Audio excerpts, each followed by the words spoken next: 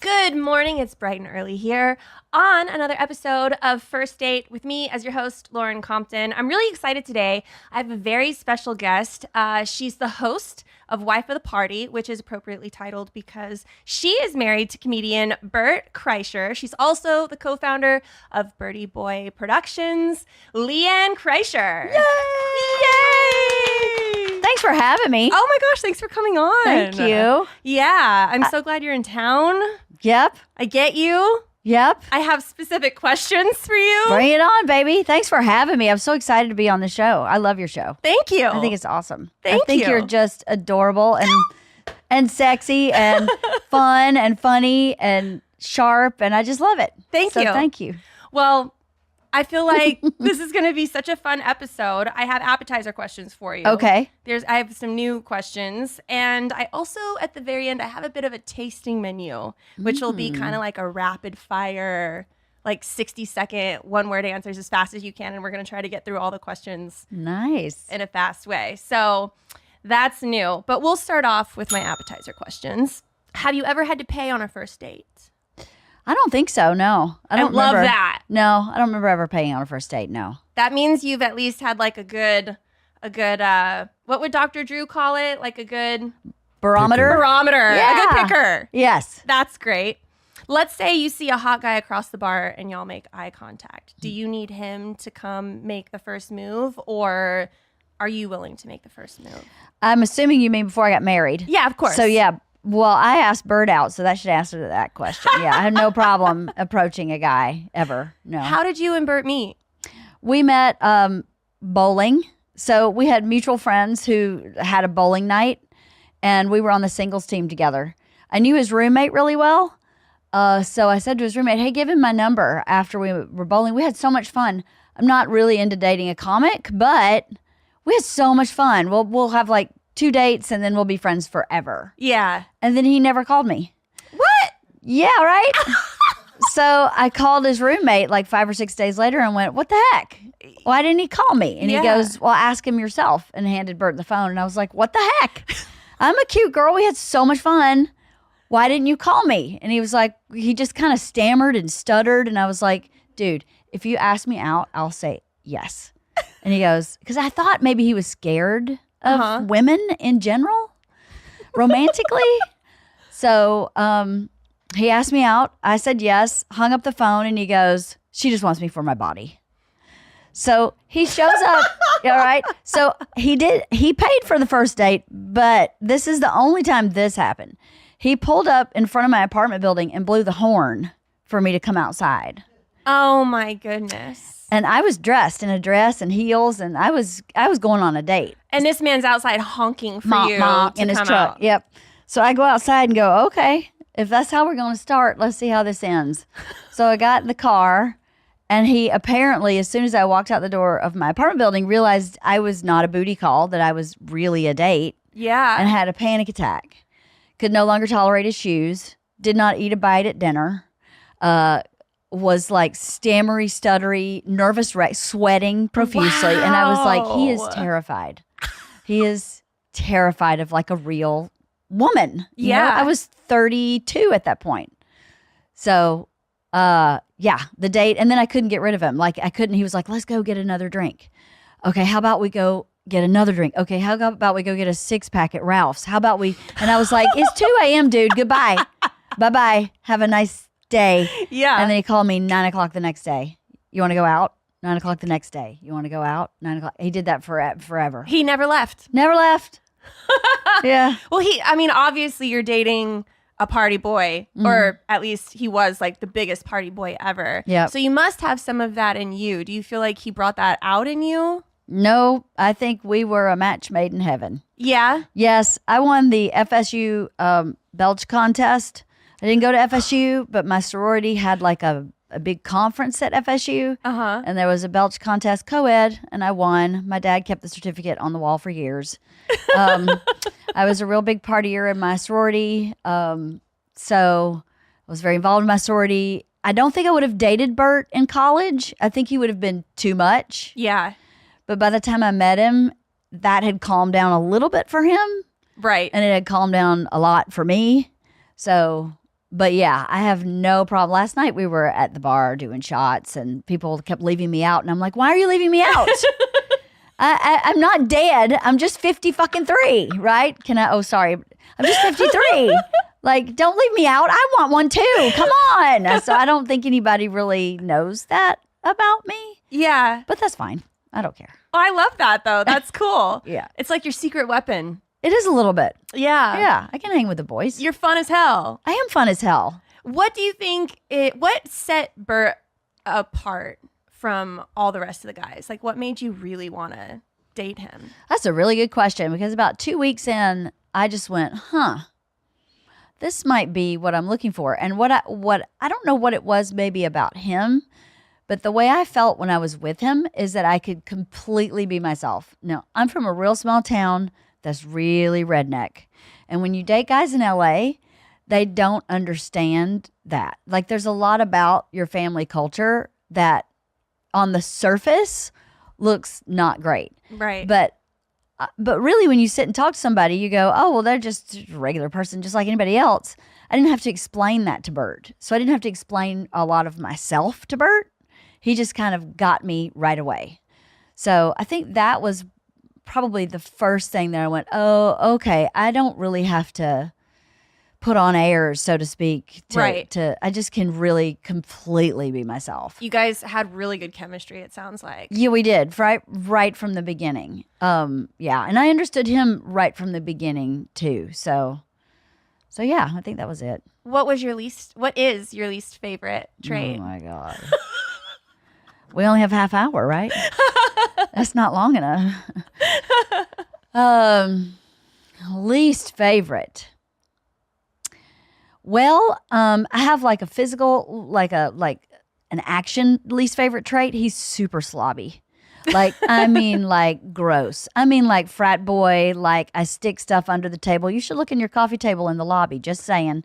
He stuck some stuff under shit. No. There's flossers all over the floor. Boy can't put anything in a hamper and has no interest in helping me out with it. It doesn't connect to him that if he leaves it in the floor, we don't have a housekeeper.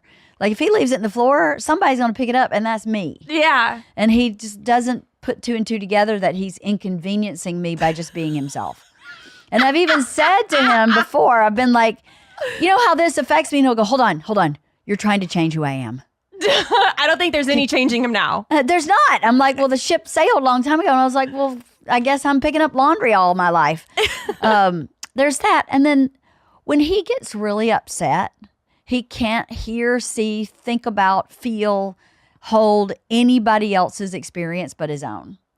So that's really not my favorite because sometimes I go, I'm having an experience here also. Right. And it may not be as intense as yours, but it's still happening. Yeah. So I'd like to be heard. I always have to wait. I have to wait until he calms down. And sometimes that's like the next day. And then I can go, okay, here's what was going on for me. It's so interesting in relationships because it sounds like you know him better than he probably knows himself. That is correct. You are correct. Yes. And that's kind of like wild. It obviously means you're a really good listener and you like observe that and you take it in, which you kind of have to like teach yourself to work around because you're like, all right, well, if I want to be heard, I have to sit here and let you finish your thing. Mm-hmm. That's right. That's right. I don't know how it is in other relationships, but I don't think that's abnormal. I think one person is always a better listener than the other. Mm-hmm. One person is more reactive. One person's more patient. If everybody were exactly the same reactivity, you wouldn't be able to stay together, I don't think. Yeah. There's got to be some give and take. And I'm okay with that. But sometimes in the middle of it, I'm like, oh, dude. Yeah. What I say to myself, what are you doing? Like, and sometimes I'll just dig my heels in and fight with him. Right. And go, all right, here we go. You're going to hear me tonight. Boxing gloves on. Yeah, tonight's the night. We're ripping it apart. Ready? Here we go. Because I have no problem fighting with him. But sometimes you have to decide what's the goal, right? Mm-hmm. Is the goal to be heard or is the goal to get a resolution? Right. Sometimes it's to be heard. So, and those are the times when we fight. Well, what's your guilty pleasure when you're alone? What do you like to do? Oh my God. I'm never alone. I feel like, what do I like to do when I'm alone? I like to read. So boring. But I love to read. Well, that's really a time to be with yourself, though. Yeah, I love to read. Whatever you want to do when you're alone. I mean, that's kind of the beauty of it, right? Like, you can do whatever the heck you want. Yeah, totally. What do you like to read? I like to read everything. That's not true. I don't like sci-fi.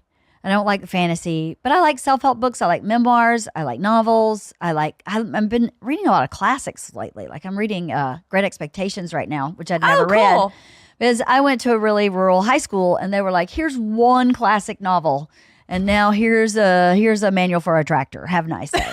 So I didn't really read a lot of like things that most people read in high school. I didn't really read. So I've started doing that as an adult. Well, you're a writer too. Mm-hmm, yeah. Do you still write a lot?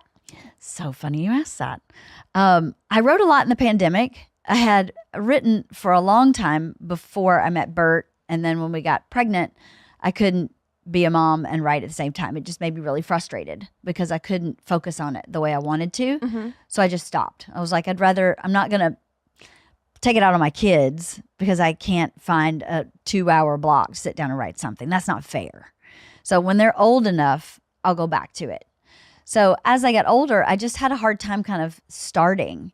And then I took a UCLA extension class in the pandemic because it was on Zoom and started writing again. And so I have an outline for a book. So I've started kind of the process of writing a book. But I've just started the outlining process of like, here's what I think the chapter should be and here's what I should talk about in those chapters. And then I can sit down and kind of bang it out. Well, that sounds fun. It'll be fun. I'll enjoy that while I'm alone. Do you have a celebrity crush? Thor. Hi. Hi, Thor. Like Chris Hemsworth? Yeah. Okay. Like all of him. Yeah. Every bit of him. Yeah. Thor and every bit of him. Yeah. Do you think that there's I mean, he's so buff. Is it the accent? I don't know. I'll tell you this. Before Bert, I dated tall, blonde, very fit, really Thor types. Extremely handsome guys that were not so entertaining. But damn, they were nice to look at, let me tell you. And Bert, I think Bert's very sexy. I'm obviously very attracted to Bert. But that like bass, like primal, like that is Thor. Hi. Yeah. Yeah, bring the hammer. Have you ever had a terrible first kiss? And yes. Did you act like you liked it though to avoid hurting their feelings? I did, yeah. God, why do we do that? It's so, I'll tell you why. This is why I do it. Men are so vulnerable and they're so fragile. And we think that they're these big, like massive, strong. They're so emotionally fragile. They just look like Thor. 100%. I believe if Thor kissed somebody and she thought it was bad, it would tear him apart. Right? I really think that. So it was it's just easier to pretend like it was really great and then just like disconnect than deal with the fall apart in the moment. I'm not dealing with that shit. No. You don't need a crybaby. No, pass. No. If you were on death row and you had to pick a last meal, what would it be? Cheeseburger. Do you know from where? Like Five Guys, In-N-Out? Do we have a favorite cheeseburger? Probably In-N-Out double animal style. How base is that? But that's probably what it would be, actually. Sounds like California really has a hold on you. That burger does. How about some main course questions? Ooh, this is a really good one that I want to know. What was Bert's bachelor pad like? Oh, God. Fast forward to the end of 2024 and think of your goals. What can you do right now to give yourself the best chance of succeeding? If you want to learn a new language, you absolutely should get Babbel. Be a better you in 2024 with Babbel, the science-backed language learning app that actually works. Babbel's quick 10-minute lessons are handcrafted by over 200 language experts to help you start speaking a new language in as little as 3 weeks. I personally love to travel, and every time I go somewhere, I like to learn a couple key phrases that I feel are really important to help me connect with the culture and the community, and Babbel has been awesome in helping me do that. Babbel has over 16 million subscriptions sold. Plus, all of Babbel's 14 award-winning language courses are backed by their 20-day money-back guarantee. Here's a special limited time deal for our listeners. Right now, get 50% off a one-time payment for a lifetime Babbel subscription, but only for our listeners at babbel.com/firstdate. Get 50% off at babbel.com/firstdate, spelled BABBEL.com/firstdate. Rules and restrictions may apply. If I asked you how many subscriptions you have, would you be able to list all of them and how much you're paying? If you would have asked me this question before I started using Rocket Money, I would have said yes. But let me tell you, I would have been so wrong. I can't believe how many subscriptions I had and all the money I was wasting. Thankfully, Rocket Money is a personal finance app that finds and cancels your unwanted subscriptions. It monitors your spending and helps you lower your bills. I can see all of my subscriptions in one place, and if I see something that I don't want, I can cancel it with a tap. I never have to get on a phone again with customer service, and that is the best part to me. Rocket Money has over 5 million users and has helped its members save an average of $720 a year, with over $500 million in canceled subscriptions. Stop wasting money on things you don't use. Cancel your unwanted subscriptions by going to rocketmoney.com/date. That's rocketmoney.com/date. rocketmoney.com/date. It was so bad. It was so bad in that it was filthy. Like it was, they had someone to clean for them. He lived with another guy, Lorenzo, and they were just gross. Yeah. There was like hair everywhere, flossers. Lorenzo used to floss his teeth while watching TV and then shove the used dental floss in the cushions of the couch. And when I caught him doing that, I said, "Why do you do that?" And he goes, "Because I need to use it later." And I'm like, what? No one reuses dental floss. It's A, ineffective second time round, and B, disgusting because it's already got stuff all over it. Always dishes in the sink. I don't know how they didn't have like varmints. It was awful. Yeah. Yeah. I would like, I never took my shoes off there. No, never, would never take my shoes off there. No. Yeah, it was gross. How has it been seeing him upgrade like parallel with your relationship? I'm not sure I understand your question. What do you mean? Like the more popular that he has gotten, how has that affected your relationship? That's really funny you say that. So I've talked about this a lot, but this is really kind of an answer to that question. So sorry if someone's already heard this story, but last March I was on a girls' trip, and he and I are always great with our relationship. We've never had any problems. There's no, he's very white picket fence, meat and potatoes, and honk outside. Totally. Well, that's not me. Yeah, that's something else. That's redneck boy. But he's always been very solid in our relationship. I've never worried about him, cheating or philandering. It's just, he's so scared of women and he's so scared of disease that those two things alone rule it out. So his OCD would never allow him. He would just, as soon as he did that, he would come home and go, "I just cheated on you." He just can't do it. Yeah. So I've never worried about that. And we've always had a good relationship. But I was on a trip with a girlfriend, and she said, when we had kids, she and her husband been together like 30 years. I don't know. We never stopped dating each other. And that's different than a date. Dating each other is totally different. And I went, I definitely stopped dating Bert. Like, we go on date nights and we have dinner and whatever. But that pursuit of the other when dating, and that like, I'm going to get really dressed up. I'm going to plan. I'm going to buy tickets to a concert. I'm going to plan, and we're going to do this before and we're doing this after. And it's a whole date. We had not done in years. We just kind of phoned it in. We showed up, but we were like, let's put our sweats on and go get tacos. And dating Bert has been the most fabulous thing ever. That's awesome. It's been can I curse? Yeah. It's been fucking insane. It has nothing was wrong before this minor shift happened. But ever since that shift, it is the best thing ever. We're about to be empty nesters, and we're like, can't keep our hands off each other all of a sudden again. We're like having sex in the car, which we haven't done since before we had kids. We're like, all these, I'm calling him and just saying like, "Hey, how about you get a hotel room?" And we just do. We're at home. Yeah. But I'm like, it's just so much fun. So I don't know if that has anything to do with his popularity, but I think what was happening is I was feeling like he was so busy, I couldn't get him. And I couldn't get him just simply because of his schedule. So I think the dating part made me shift my mindset. So, because when he was so busy, when he was home, we were like, well, the priority is our kids.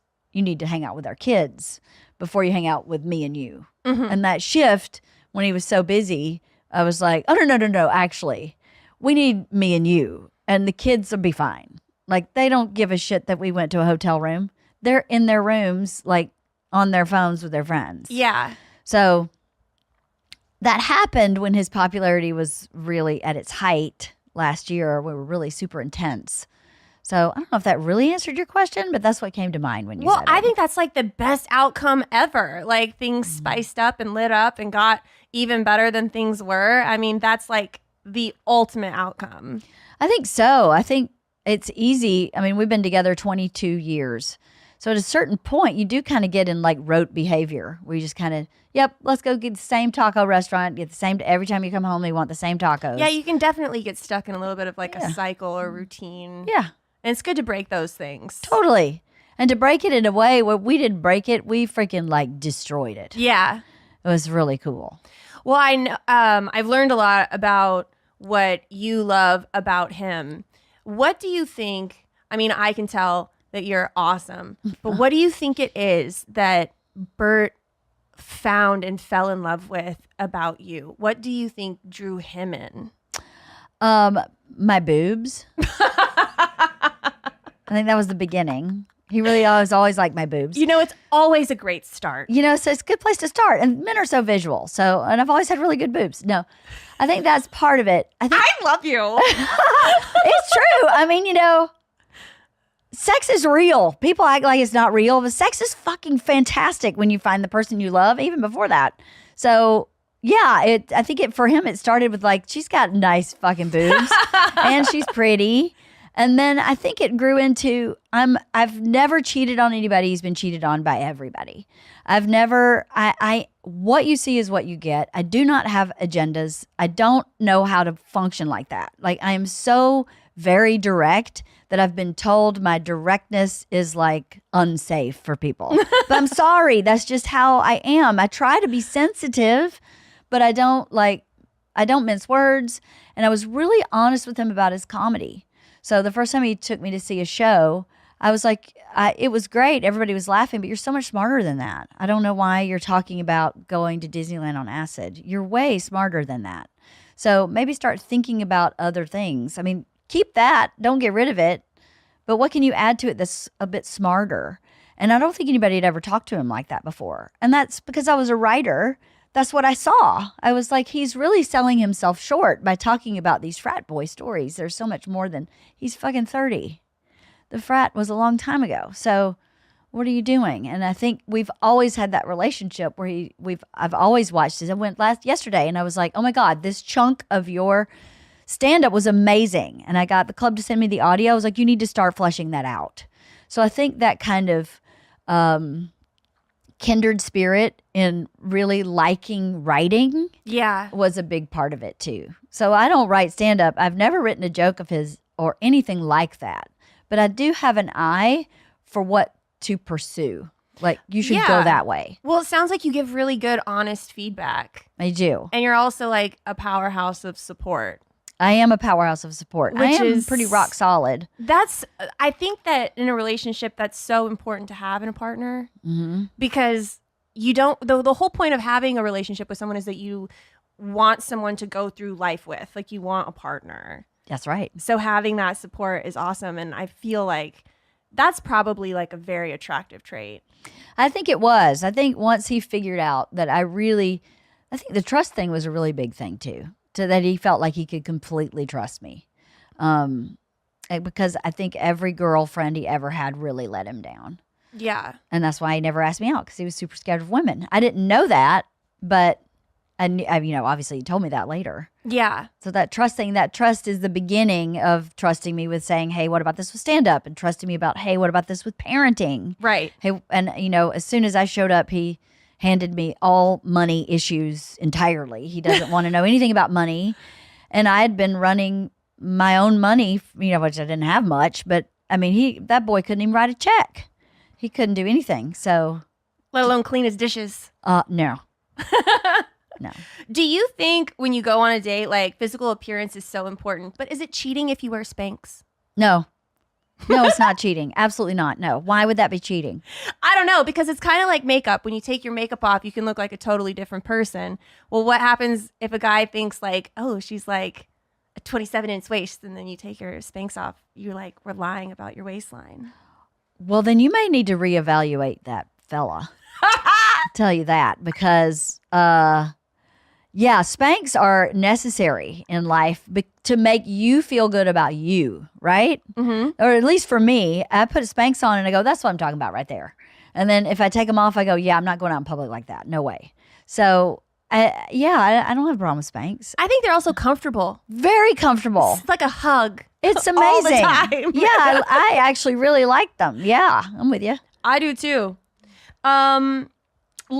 Before you met Bert, go back to like a hypothetical dating situation. Okay. Let's say when you were dating other men and you thought you really liked them, what was like the number one thing that they would do that would ruin it? Ooh, that would ruin it. Not call for days. Yeah. You know, guys play the game. I can't play a game. I mean, a day or so, okay, but like a week later and they're not, and I'm like, okay, I'm done. I can't do that. No. Yeah, I agree. I'm with you on that. How do you feel in general about talking to your exes? Fine. I don't have any bad exes. I didn't have any like, this guy was a terrible guy. I dated really good guys. I got really bored really fast. So my dad told me when I was very young, probably 20, he was like, you're not going to marry a regular person and you're not going to get married till you're 30 because you just get so bored so fast. He's not going to be normal. He's going to be like a professional athlete or something, like some high achieving, high thinking, high like brain person. And he was right. I just got so bored. There was no bad guy in my past. Well, there was one bad guy, but he was in high school. And after that bad guy, I was like, yeah, I'm not doing that anymore. I'm good at learning lessons, I think. That's great. Yeah, I think I figured out how to learn from mistakes really quick. I don't know how I learned it, but I did. I'm lucky. Yeah, you are. Well, your dad was right. You married a rock star. I did, sort of. I'm going to do something new. I'm going to ask you some questions from a new part of our menu called the tasting menu. Oh, boy. So this is a rapid fire Oh, God. question. You can give one-word answers, and we're going to try to do it as fast as we can. Okay. So you have to think off the top of your head. First thing comes to mind. Okay, caveat. I am in menopause, and that does slow your brain down. So just saying. I may go No one's going to judge you. Okay. All right. Ready? Mm-hmm. Favorite cocktail? Cosmo. Shower or bath? Shower. Coffee or tea? Coffee. Favorite flowers? Favorite flowers? Roses. What color? Peach. Thong or granny panties? Granny. Morning bird or night owl? Night owl. Favorite position? Lately? Lately. From behind? Lights on or off? In between? Dimmable. I like that. Dimmable, yep. Botox or wrinkles? Wrinkles. iPhone or Android? iPhone. Cats or dogs? Meow. Bert or Tom? Bert. Hair up or down? Depends. Usually down. Sometimes up. Depends. Wine or champagne? Champagne. Cotton or silk? Cotton. Favorite car? Porsche. Favorite cologne? Don't know. Introvert or extrovert? Both. Sweet or savory? Both. Karaoke or dancing? Oh, no, that's hard. Both. I'm both. Goldfish or Cheez-Its? Cheez-Its. If you had a one-night stand, his place or yours? Well, his, because Bert would figure it out if mine. It has to be his. Duh. That was awesome. So my last question for you is the dessert question. I think it's the best question that everybody wants to know. Okay. And I'm sure it's a fun story. How did Bert propose to you? That's so funny. It's very sweet and very simple. So we found out we were pregnant. I was on the pill. We'd been dating a little over a year. We knew we were kind of going that direction, but obviously it was a little faster than we thought. I didn't know it, but he had bought my ring 2 months before we found out I was pregnant. And he, for some reason, thought I knew that. I didn't. I had no idea. We used to wake up every morning, and before we got out of bed, we would face-to-face connect and talk to each other, and it was very sweet. It was very lovely. And one day, he pulled a ring box out from the pillow, and I opened it, and it had a Tootsie Roll in it, and it said sucker. And I was like, what are you doing? Why did you do that? And he was like, because I know you know that I have a ring, and I know that you know that I'm going to do this, and I know that you know. And I was like, I actually did not know that. And he goes, you didn't? And I went, no, I did not know that. And he was like, you didn't? I said, no, I had no idea you had a ring, but now I do. He didn't have the ring with him at the moment. He was really just trying to tease me. So I think it was the next morning he did the same thing with the actual ring. Yeah. Good old Bert.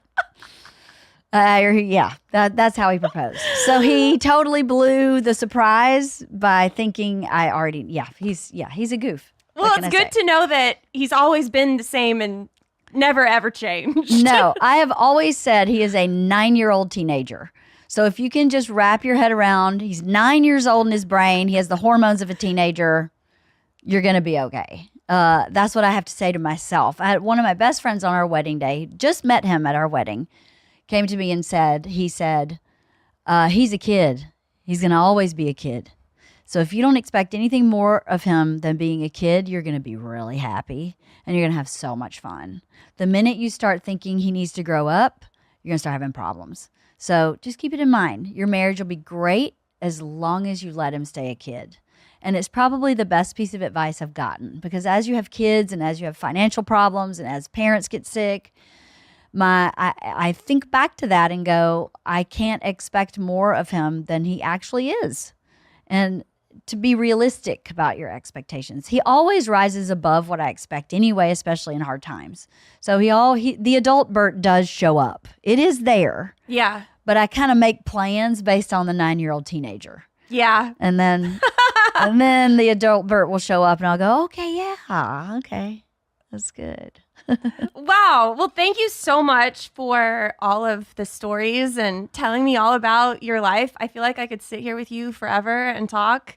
I feel the same. Thank you for having me. I could talk to you forever. Yeah. The first episode of this I watched, I was like, she is just the best thing ever. Thank you. I'm so happy for your success. Thank you so much. You deserve it. Yeah. I really appreciate that. Of course. So we know that you have the podcast, Wife of the Party. Mm-hmm. Where else can people find you, watch you, learn more about you? My website's wifeotp.com. I guess that's kind of it. That's all I have going on right now is my podcast. So Wife of the Party. I love it. It's, I love it. It's kind of all over the place, but, so's life. Yeah. So thank you. Cool. Well, it was so great meeting you. Guys, thank you for tuning in. We'll see you next time. First date, baby. Are you really drinking a glass of milk with dinner? First date, I can't wait. You told your mom about me? Just say you're ready. Delete my number. First date. Your parents are your roommates?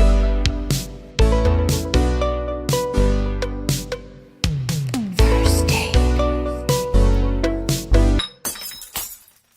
This week on First Date with Lauren Compton. I dated a guy with like night terrors who used to wake up and be like, I'm dead. And I'm like, ah! Are you into astrology?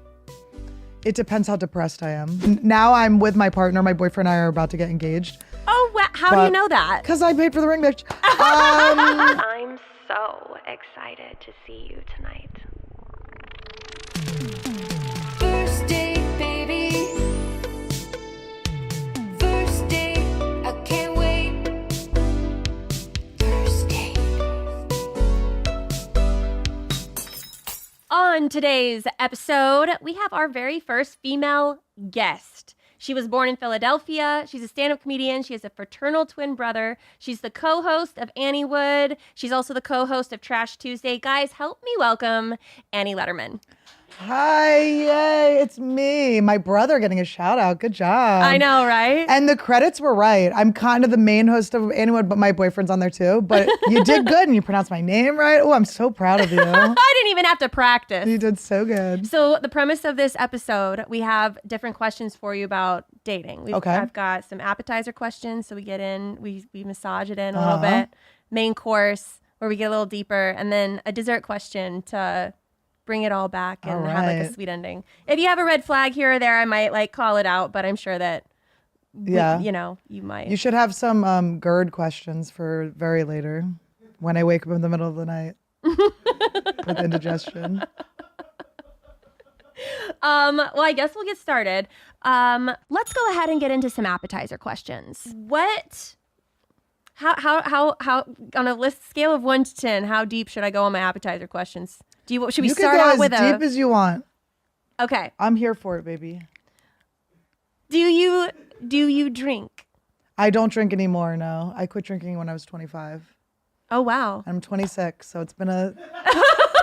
Oh, it's a hard laugh, bitch. Hard laugh. Job's done. Why did you stop drinking? I was a waitress, and I kind of would... Were you ever a waitress? Oh yeah. You know when you're like, oh, I've banged a busboy or two, and you go, Like I broke the seal of the kitchen. It got to be a little too much. I never hooked up, but I worked at Hooters. Yeah. Oh, you did? Of course, So I awesome. scream Hooters. That's so fun. That's the only place I could really make money. How many people get crab legs when they go to Hooters? Crab legs. Guess just me. I guess it's just me, baby. Yeah, no, I just was like insane. I had a motor scooter and I kept crashing my motor scooter. And I was like, I think I have like a drinking and driving problem. So I moved to New York to start doing stand-up because I was like, oh, then I won't drive. And then I was like, I'm going to be the bitch that falls in the, in the subway. And, so I was like, I like my limbs. Yeah. So I quit like drinking. Your limbs also. Thank you. She's a lesbian. But yeah, no, I quit drinking. I quit drinking right before I started, or like right after my first open mic. Because I knew it wouldn't work out. Yeah. I couldn't have both. Do you smoke weed or anything? What's your vice? Ketamine, mushrooms. What are the things I did today? I heard you had coffee, so we're caffeinated. I had some coffee. I don't know if you heard it or felt the hot coffee breath when I hugged you. I was like, oh, I went and brushed my teeth. I didn't. Good. No. I felt like I blasted you. I was like, oh no. But I did brush my teeth. I'm back. I'm good again. No, I really, I don't, I can't smoke weed. I become like do you remember the weed couch girl where she like absorbs into the couch? That's what happens to me. Yeah. I can't reach my goals. I forget everything when I smoke weed. Yeah. I'm not like for it or against it. I get nothing done. Yep. That's how I feel. It's like, I already struggle with procrastination. So why am I giving myself another layer of that? Yeah. It's like just sticking yourself in a cloud of peanut butter. It's like suddenly you just can't move. Yep. What's your guilty pleasure? Ketamine, mushrooms. What do I do that's like my guilty pleasure? If you say ketamine again for a third time, I'm going to stop thinking you're joking. When you say it 3 times into the mirror, you get to do a line of it off that mirror. No. What's my guilty pleasure? I don't know. I get spray tans. Why spray tans? Why not a real tan? Yeah. I think I just have been conditioned throughout my life to be very scared of the real sun. But then you watch Andrew Huberman and he's like, stare at the sun. He's like, open your eyes until it burns. You're like, oh, was I wrong the whole time? I can't do spray tans because I don't like the smell. Oh, I actually do like the smell. But I understand you not liking it. It does feel like maybe that is my guilty pleasure. I'm like, oh, I like this weird, like, burnt. You could get high off that chemical. I enjoy it. But I have my girl. She does J-Lo. J-Glow. And, I like to... I don't know. I like to be kind of like a character. I'm trying to think of like what my guilty pleasures are. Like fast food. Yeah, I mean, I don't really eat too much fast food. I eat late at night. Again, the GERD. I try not to. Everything in my life is me trying to not do things. So Yeah. I'm trying to get on track all the time. Are you into sports at all? Not really. Are you into astrology? It depends how depressed I am. If I'm like, I need some help, I'm like, I do. When my life's going well, I'm like, get your tarot cards away from me. But If you could describe yourself, how would it be? I think I'm fun, always improving, and yeah, I'm here for a good time. Yeah. I think we'll go into our main course questions. Okay, let's so we'll go, get a little baby. deeper. Who do you think should pay on a first date? The guy. Who do you think should pay on the second date? I think, well, oh God, that's really hard. It's like, am I going to date this person for a while? How have they presented themselves to me? If it's a guy that like hit me up, I only went on a couple internet dates, but one of them was this singer-songwriter, and he was like pretty successful. So it's like, buy my shit. Do you know what I mean? Yeah. Like if you show up in like a rickety, shitty car, it's kind of like, maybe you don't have to buy both, but it's like, if you're presenting yourself as like, if your card clinks, Yeah. if it's metal, Yeah. buy my shit. Yeah. But mine's metal now, and I totally buy my everything for my boyfriend, so I don't know. Your sugar mama? I'm a sugar mama, baby. I love it. Except he keeps getting jobs, and it's annoying me. I'm like, there was a reason I was doing this, was so you would be around for me all the time. I wanted a trophy boyfriend, and he keeps winning Emmys. I'm like, not that type of trophy boyfriend. Stop being so good. Yeah, that's great though. You've attracted that. Yes, I plucked him from the basement of the Comedy Store, and then now he's like Doing a well. really successful editor. Yeah. I'm like, I feel like the only time I ever pay for a guy like in the first couple of dates is if I absolutely have no interest in him. Yeah. Because then I don't want it to feel like he paid for something and now Right. I owe him something. Yes. If I'm paying for you, that is a clear sign. You're that getting I a don't hand give job. a fuck. Yeah, you don't want to like, if you know you're just going to dip right after the date, sometimes Yeah. it's like, let's split it or whatever. Yeah. Yeah, I can't imagine paying for a guy's full date. Like, obviously, I'm in my situation now, but I can't imagine being like, I got this in the beginning, you know? Yeah. Unless Now it's kind of like funny. It's like a bit with my boyfriend where I'm like, he'll take my credit card out and pretend it's his. Yeah.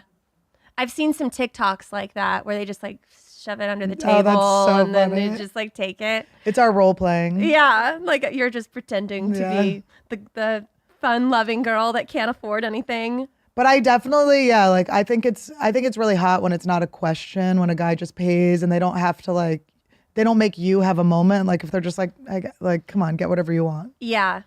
I actually like it when a guy gets pissed If you try to pay. if I try to pay. Like, do not, like, I've got this. I feel like Texas, that might happen a lot. Where do you live? I live in LA.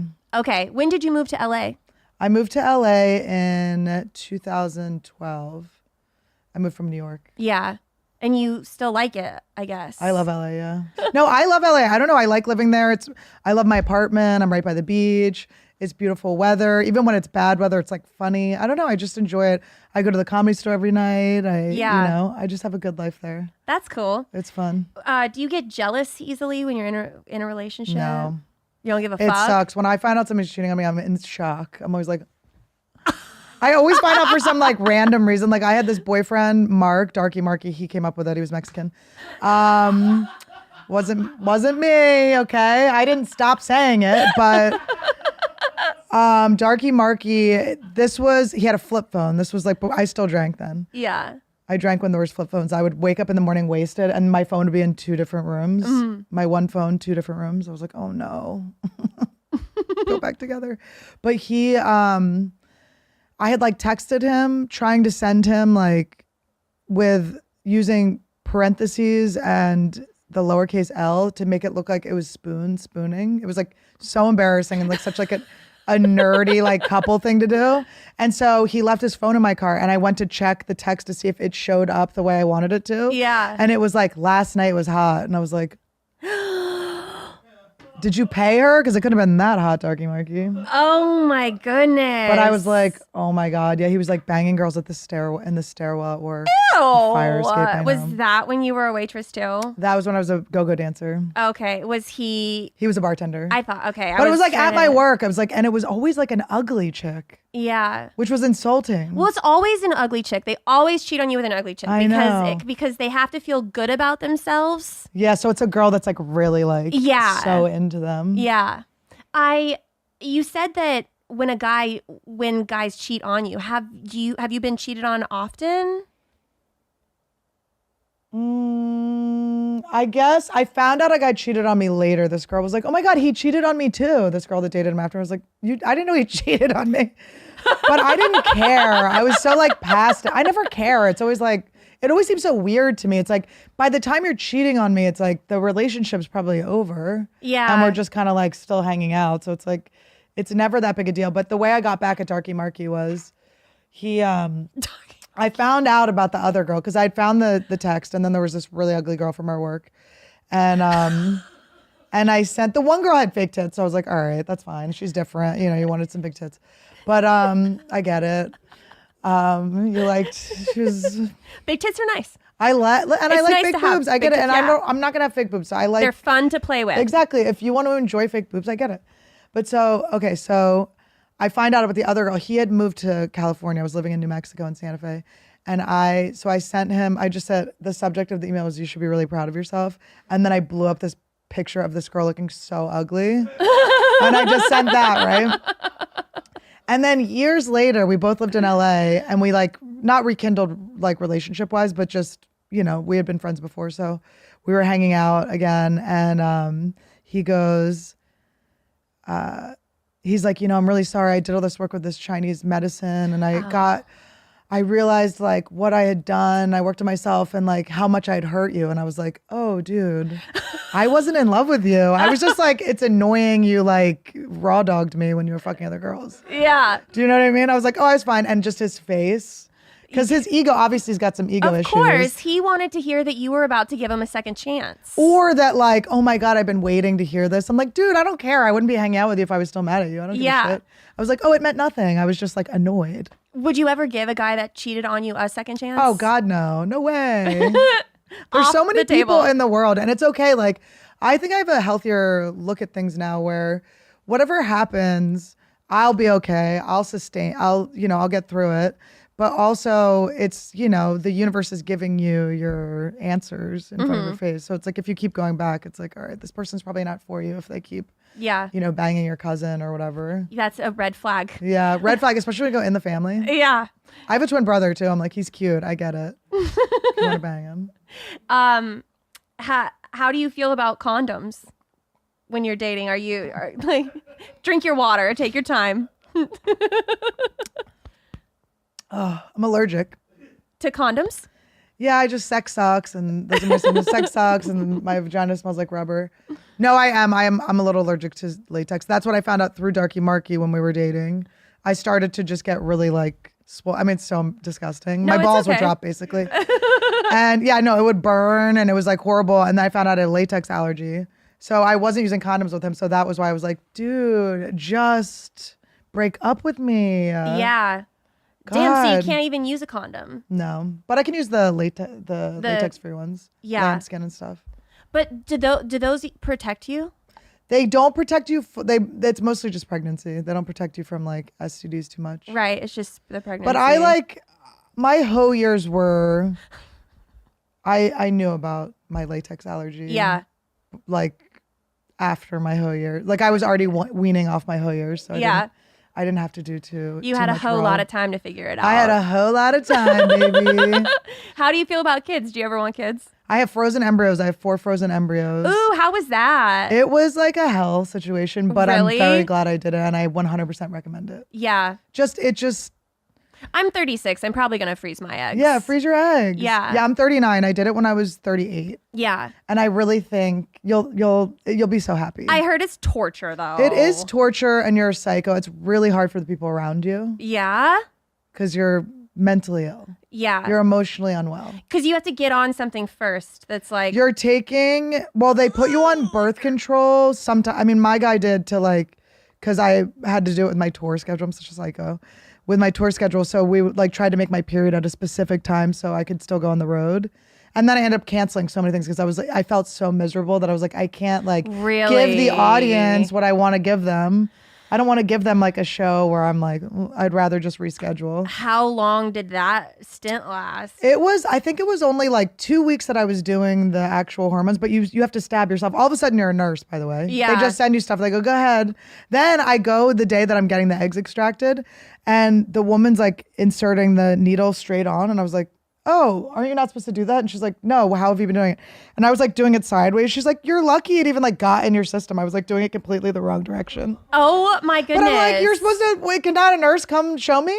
Yeah, I mean, there's no lesson. That's on why you have to that. get to concierge level where they come to you. Because I went to the egg doctor. I'm like, J-Lo spray tan. I went to like Kardashians. God, I have guy. a phobia with needles too. Like, I don't know how I feel about being a pin cushion. But to save the eggs, Your I man guess. would have to do it, Yeah.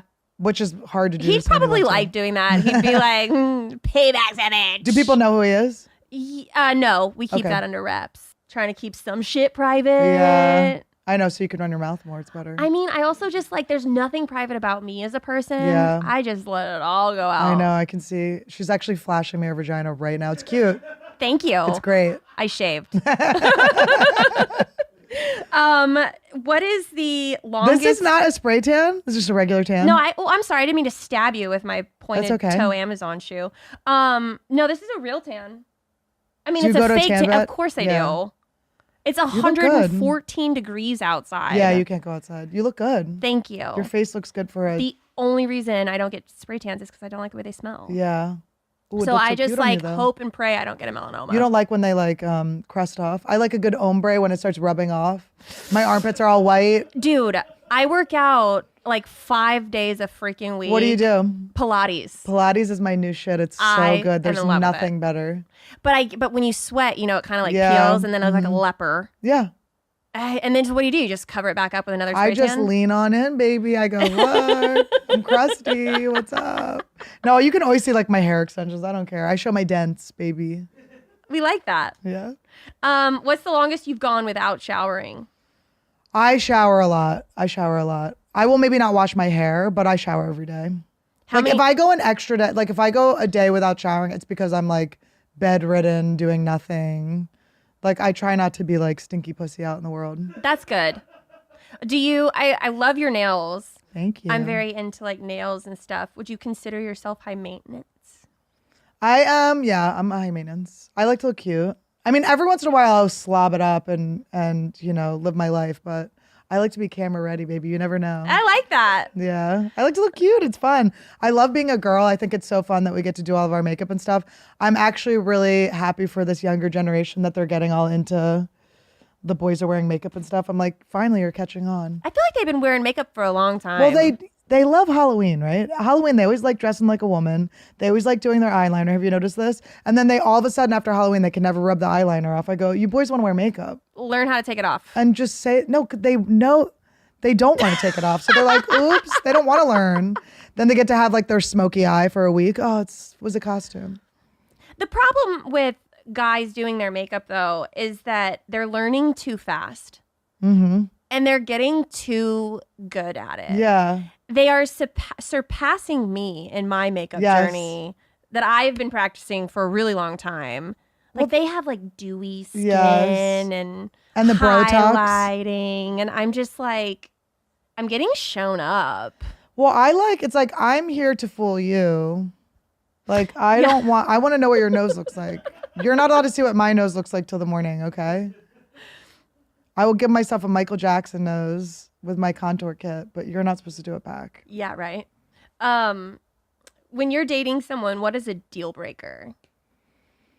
A deal breaker is, well, I mean, I've dated so many crazy guys. I dated a guy with like night terrors who used to wake up and be like, I'm dead. And I'm like, like, no, there are no deal. I'm like, until I'm like, you know what I always said? I get like obsessed with people. Like I had like this obsession snake. I've worked on it. I think it's just anxious attachment, but I had like this, I would like get so into a guy and it would like be like, I had this like snake inside me that was like obsessed with him. And then the minute I'm not into him anymore, the snake's gone, but it would go into someone else. I'd be like, I'm onto you now. Yeah. But I've dated really crazy guys, just monsters. I dated a rollerblader. That was like his whole thing. I was like, oh God. I was like, I don't know how the future of rollerblading is going, but Do you ever try to get involved in the activities that your boyfriends are into? I think I create new activities with them, but I definitely am a girl who like lets my boyfriend do the playlist. Like I'm not gonna like force music on anyone. They can do. Yeah. I always let a boyfriend have a playlist. And sometimes you bring like a new song into a new relationship. There's like a rollover song. Yeah. And you go, oh, I know this song. And like your ex-boyfriend got you into that music. Clearly. Sure. Yeah. It's on the playlist. Yes. I have a sex playlist. And good. when I play it, like my current boyfriend, first thing he said, he was like, how many times have you had sex to this sex playlist? And I'm like, I actually created this for us, believe it or not. Did you? I really did. Are you just saying that because he's watching? No. She's looking at me with eyes like, stop, bitch. No, I brought it up. I'm so happy you're 36. That's such a fun, it's good to be a little bit. Well, I don't know why Into I it. threw myself under the bus like that. I'm still 35. Oh, you're 35? But I turned 36 in 3 months. Oh, you do? Oh, But 3 months. I'm counting up. I'm getting ready Your for boyfriend's it. older? No, he's younger. He's younger? Cute. Yeah. My boyfriend's 11 years younger. Is he? My boyfriend's only 6 months younger, and he likes to play it like I'm Yeah, 11 years older. I love it. Comes at me, he's like, "You're old for like your age," and I'm like, Yeah. "How am I? Like, I don't know what." That's why I'm like, I think I should start. You say that one more time, I'm gonna want a baby, dude. Did you ever date anyone older? Of course, Not the spot, right? I didn't like it. I didn't like it either. No. Because I dated older guys who were like, they acted old. Like, steal my youth. They would try to bring me old, but then they'd be like, no, that's not going to last for, like, nothing lasts forever or stuff like that. You're like, why are you giving me, like, old man, like, mean, like, limited vibes views? Like, take my youth and, you know, come down to my age. Don't rip me up to your age. Yeah.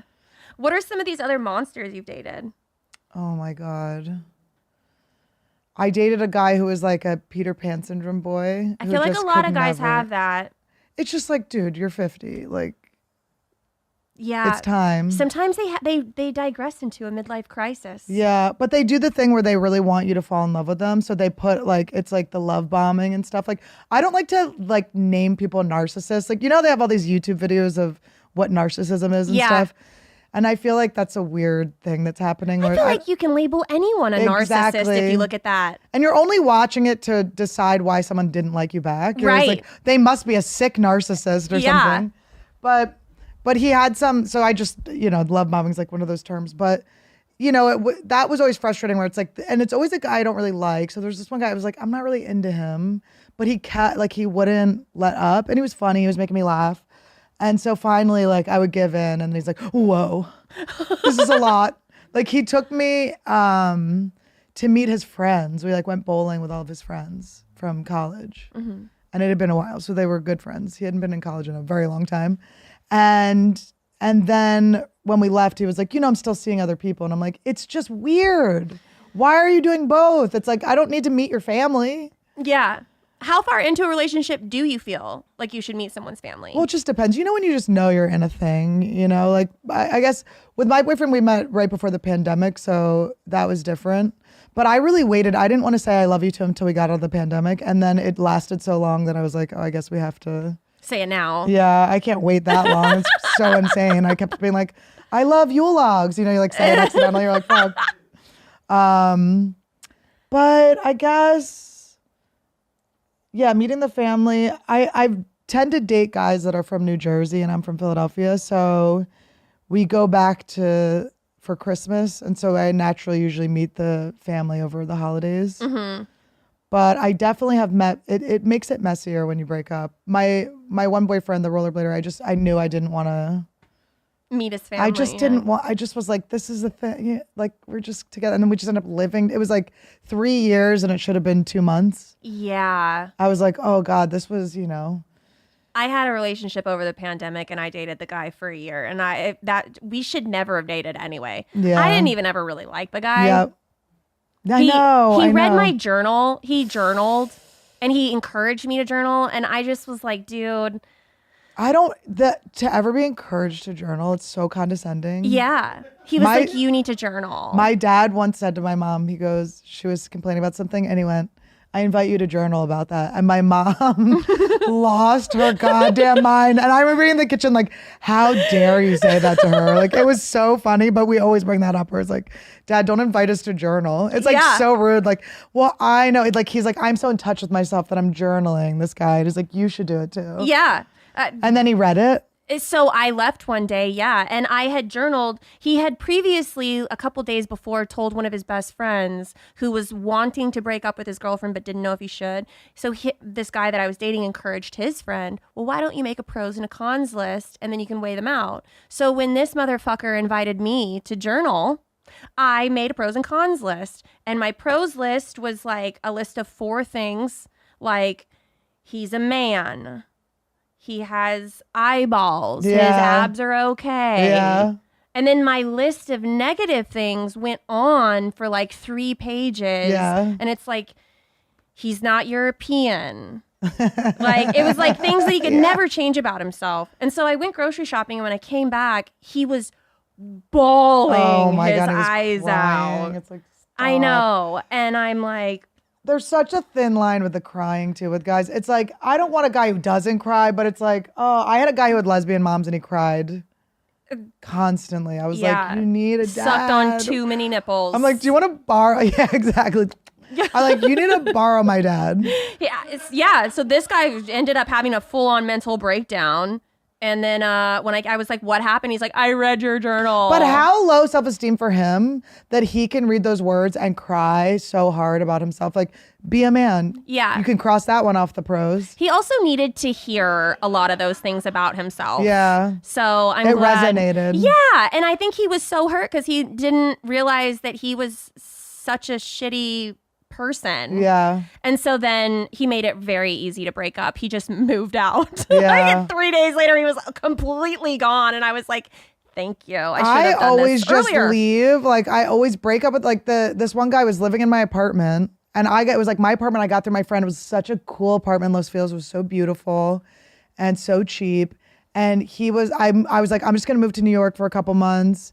And I go, I'm gonna Airbnb the place. He's like, I'll help you with it. So then I get an Airbnb, and it was like my friend who was in trouble. My friend was like, my wife's an alcoholic and she keeps driving with the kids. Like, we need to move out. And I go, oh my God, I have a great apartment for you. You can take it for the next couple months. And so I keep trying to get my ex in touch with him. And then finally it turns out my ex was squatting. He was squatting, but he was such a loser. I feel bad because he's a nice boy, but it's like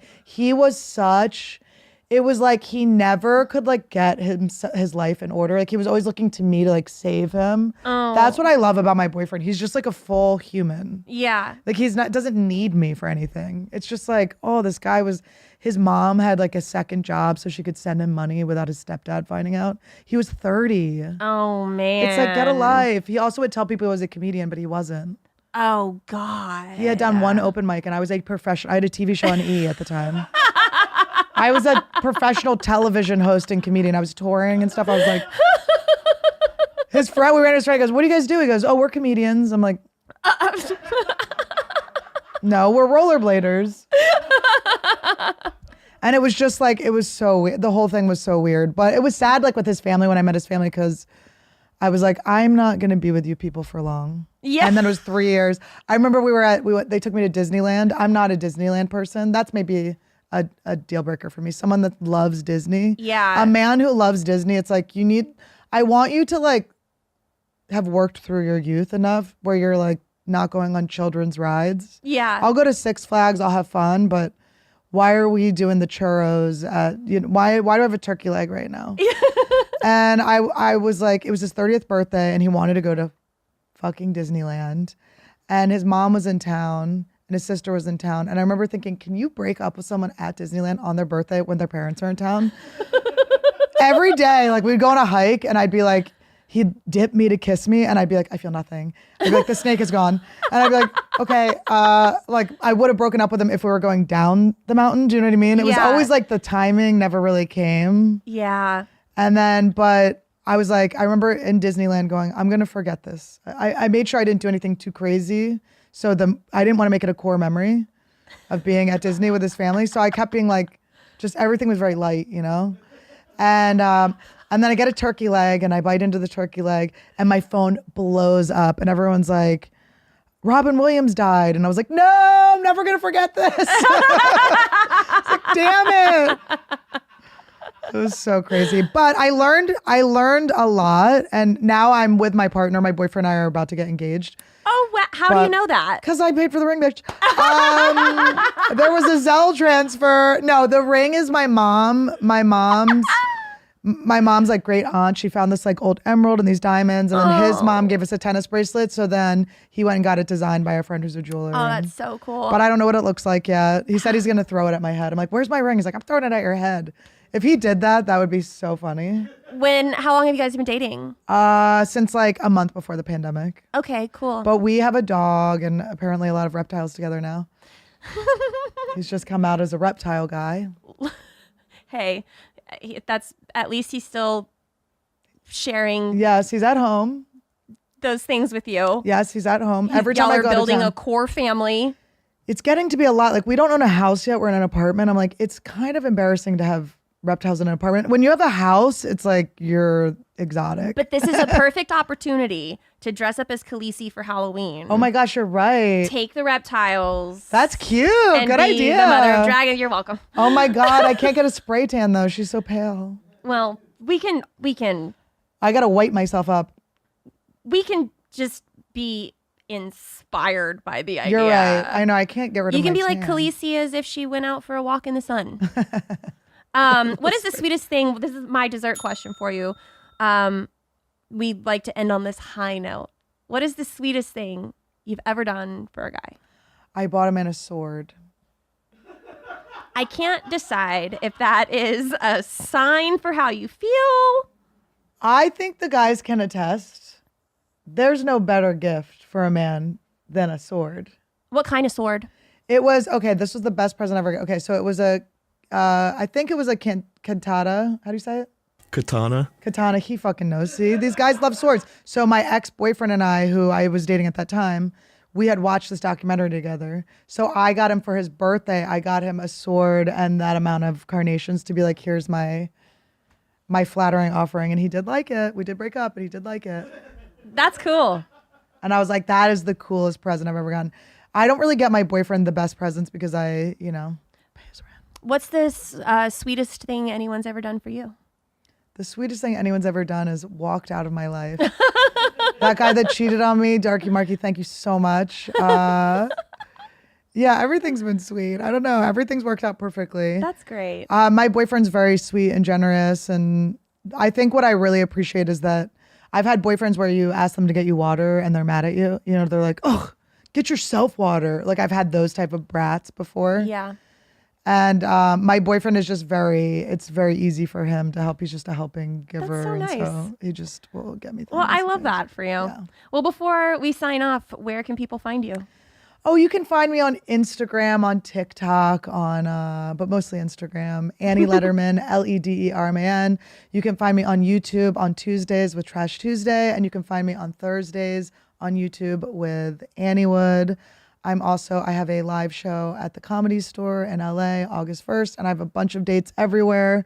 I'm always traveling and doing stand-up, so you can go to annieletterman.com/shows to see me live. I love this. I'd love to have a second date with you sometime. I know, this was fun. Whenever you come back. Sometimes it's weird when you go on a show and you meet someone on the show, but this was fun. This was easy. Yeah, I loved it. Usually I try to point out like red flags and green flags, but your shirt's a flying green flag. That's right. It's a good thing. My underwear is a red flag, if you know what I mean. I love that. Guys, thank you so much for tuning in. We'll catch you next time. First date, baby. Are you really drinking a glass of milk with dinner? First date, I can't wait. You told your mom about me? Just say you're ready. Delete my number. First date. Your parents are your roommates?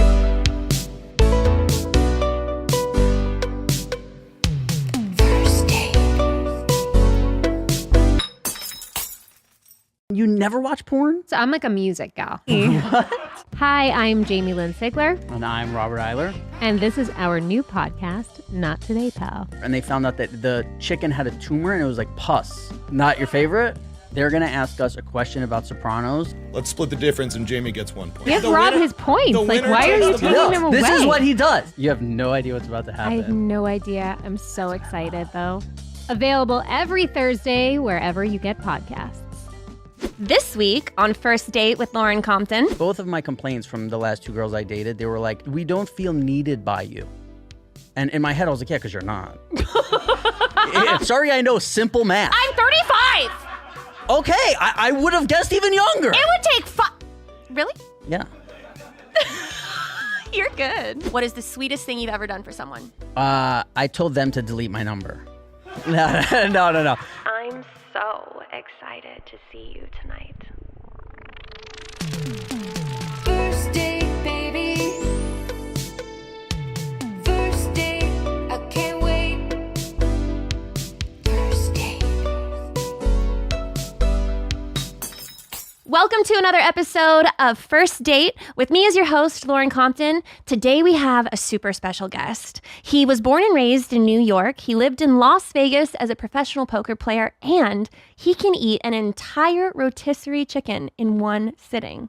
You may know him as AJ Soprano from The Sopranos, but he has transitioned to a full-time podcaster and has a podcast here at YMH Studios called Not Today, Pal. Give it up for Rob Eiler. Thank you very much.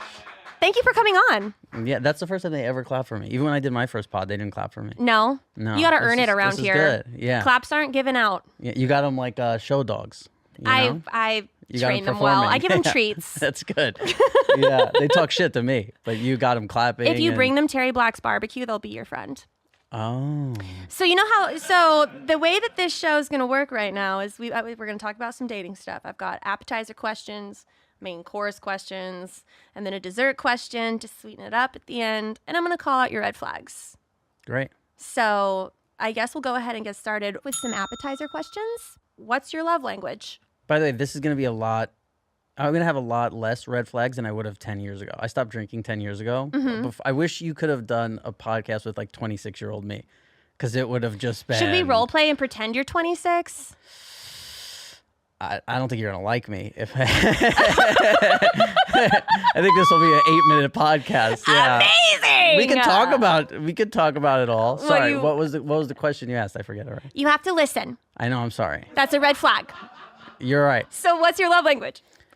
So I thought going into it I would be physical touch, but I'm actually quality time, just more than physical touch. But it's quality time and physical touch. Yeah. Are pretty high up there. But We're going to get into some main course questions now.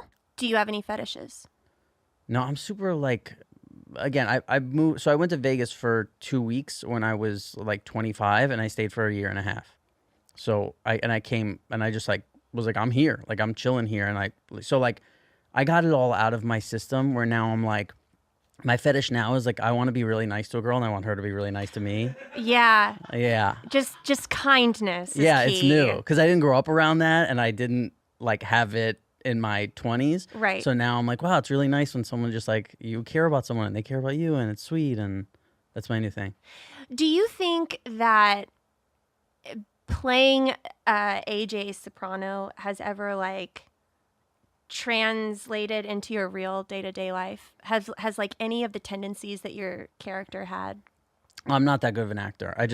I'm like, oh, they're paying me. I go read this thing and then I go home. Like it wasn't my, like even like as soon as Sopranos was over, I was like, all right, I'm done. Like I told my manager, don't call me anymore. And Have you always been a nice guy? no, that's what I'm saying. But that's really brand new. Yeah. It's nice. It's like so about 4-5 years ago, I decided I was going to take a year off of having sex completely, no dating, no nothing. And just, I wanted to like change my relationship with sex and how I wanted to like feel like I did again when I was 17 and be like, oh my God, this is a nice, like, it's really sweet of you to sleep with me instead of being like, yeah, like when do I come? Like, Right. You know what I mean? So you just want to know what it feels like to be a simp. No. I will never be walked over or this, but it's like I want it to be everything to be reciprocal. Like I want it to be like, hey, we're in this relationship because we both really want to be. Like both of my complaints from the last 2 girls I dated, they were like, we don't we don't feel needed by you. And in my head I was like, yeah, because you're not. Yeah, but really I was like, well, the truth is, like, I don't need you. And that's was part of that, spending that year alone, was like, I really realized, like, I don't need sex. I don't need a relationship. Like, I want these things. And if I could have them in a healthy way in my life, like, I think that's great. But there's no desperation anymore of like, man, oh, am I going to get laid tonight? Like, I don't have that thing that I used to have where I was like, oh, I need, like, a woman has something over me, or instead it's just like this mutual thing where I'm like, wow, hey, we really get along. Let's see if we can have this like healthy thing and make it work. And yeah, but then women don't feel needed by me, which is apparently a problem. I can see where that would be a problem. Yeah, but they're wanted, which isn't that great? Like, I think that it's important that everyone feels wanted, but it's also important that people feel needed too. Have you ever had a threesome? I lived in. Didn't you hear the other? I went to Vegas for the way that you just reacted to that saying, is a red flag. I went to no, because I you just looked said, at me like I'm an idiot for asking you that. I would have never. Okay, listen, whore. I would have never looked at you that way if I didn't say 5 minutes ago. I went to Vegas for 2 weeks and stayed alone for a year and a half. What do you think I was doing there? I know now. I wasn't trying to learn about hotels. Okay. You know what I'm saying? I was having fun. You were a poker player and you were playing your cards right. Yeah. I was, but yeah, but honestly, I don't really like threesomes. It's hard enough dealing with one broad. I'm not trying to. Yeah. I'm not trying to, like, Yeah. I don't like entertaining. Like, and a lot of times on dates, like, I hate first date. This is the first date I've been on in 9 months, because, like, once I stopped dating the person I was dating before, I was like, I can't do it. I don't enjoy, because, a lot of people are boring, and then you go on a date and you find, like, you're entertaining, and it's like, hey, I got out of the business years ago, sweetheart. Yeah. Like, I'm not here to fucking. It's a red flag that you call people sweetheart. Well, I don't, but that's Do like. you say like honey and kid too? No. But that's like when I'm talking like that, like, hey, I'm not here to fuck, and I don't say that, but that's what I'm thinking. You know what I mean? Yeah. It's like when you go on a date and Cutie. a girl. No, I'm not. That's like my dad. Like, Okay. I'm not. Yeah, that's not my shit. I'm just saying how far I can push you. Yeah, but I did hear you say you call your boyfriend daddy. I do. And the last relationship I had, there was like a mama dada thing that we did, but then one other one before that, I did it, but it's very, like, it has to be the right thing. Like, I've dated many women where like, if that came up, I'd be like, oh, this is weird. But for some reason, the last one that I had, we got into this thing where it was like, okay, mama, like, Yeah, what's up, mama? Yeah. This is the first relationship I've ever had where I've had the daddy thing. Yeah. The first one ever. Otherwise, And then the first girl who we did it with, we stopped because it got weird, because there was one time, like, she'd always be like, okay, daddy, like, and all this stuff. And then one time, like, she was like, can you hear me? And I might have, like, pushed mute on the phone, and she was like, hello? She was like, dad? And I was like, dad? And I was like, and then I told her, I was like, I heard you. And she was like, heard me what? I was like, you said dad. Like, and then I had a similar slip like 2 weeks ago. I was getting in the elevator and I was like, let's go, dad. And I said, I felt like I felt like I hit a wall, because I didn't mean to say dad. It was just like I was being short for daddy. Uh-huh. And then he didn't acknowledge it. And then there was this awkward tension in the elevator where it's like he knew that I called him dad and I knew that I called him dad, and we couldn't. Then when the doors opened, it was like a sigh of relief, because it was just, that's an awkward fuck up. And then when a girl calls you dad, you're like, should I be dressing different? Like, I'm like, should I be driving a certain kind of car? New Balance. Yeah, like, I like dad. Like, it felt so weird. But then it also reminds you of what it's like to have a kid. How do you feel about kids? Here's the deal. I don't want kids right now, but I feel like if I don't have kids, I'm going to regret it when I'm 60. Yeah. So I'm like, I feel like I should have a kid, and I would. I don't know. It's tough because I'm very, like, selfish with my time, and I really appreciate, like, good sleep and things like that, where I'm like, I don't want to give up good sleep because I have a child. I don't want to give up these things that, because I haven't drank for 10 years. I've been basically sober. Some people argue not because it's like, I'll fucking gamble and whatever. Smoke Well, weed it sounds sometimes. like 60's just around the corner for you. Yeah. Oh, I'm such an old man. I really am. Like, I'm very... Kids might be more in your future than you think.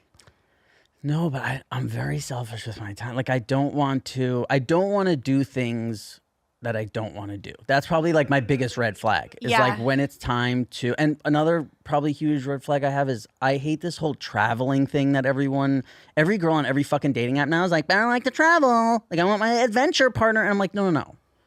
That's not no, sweetheart. That's not going on.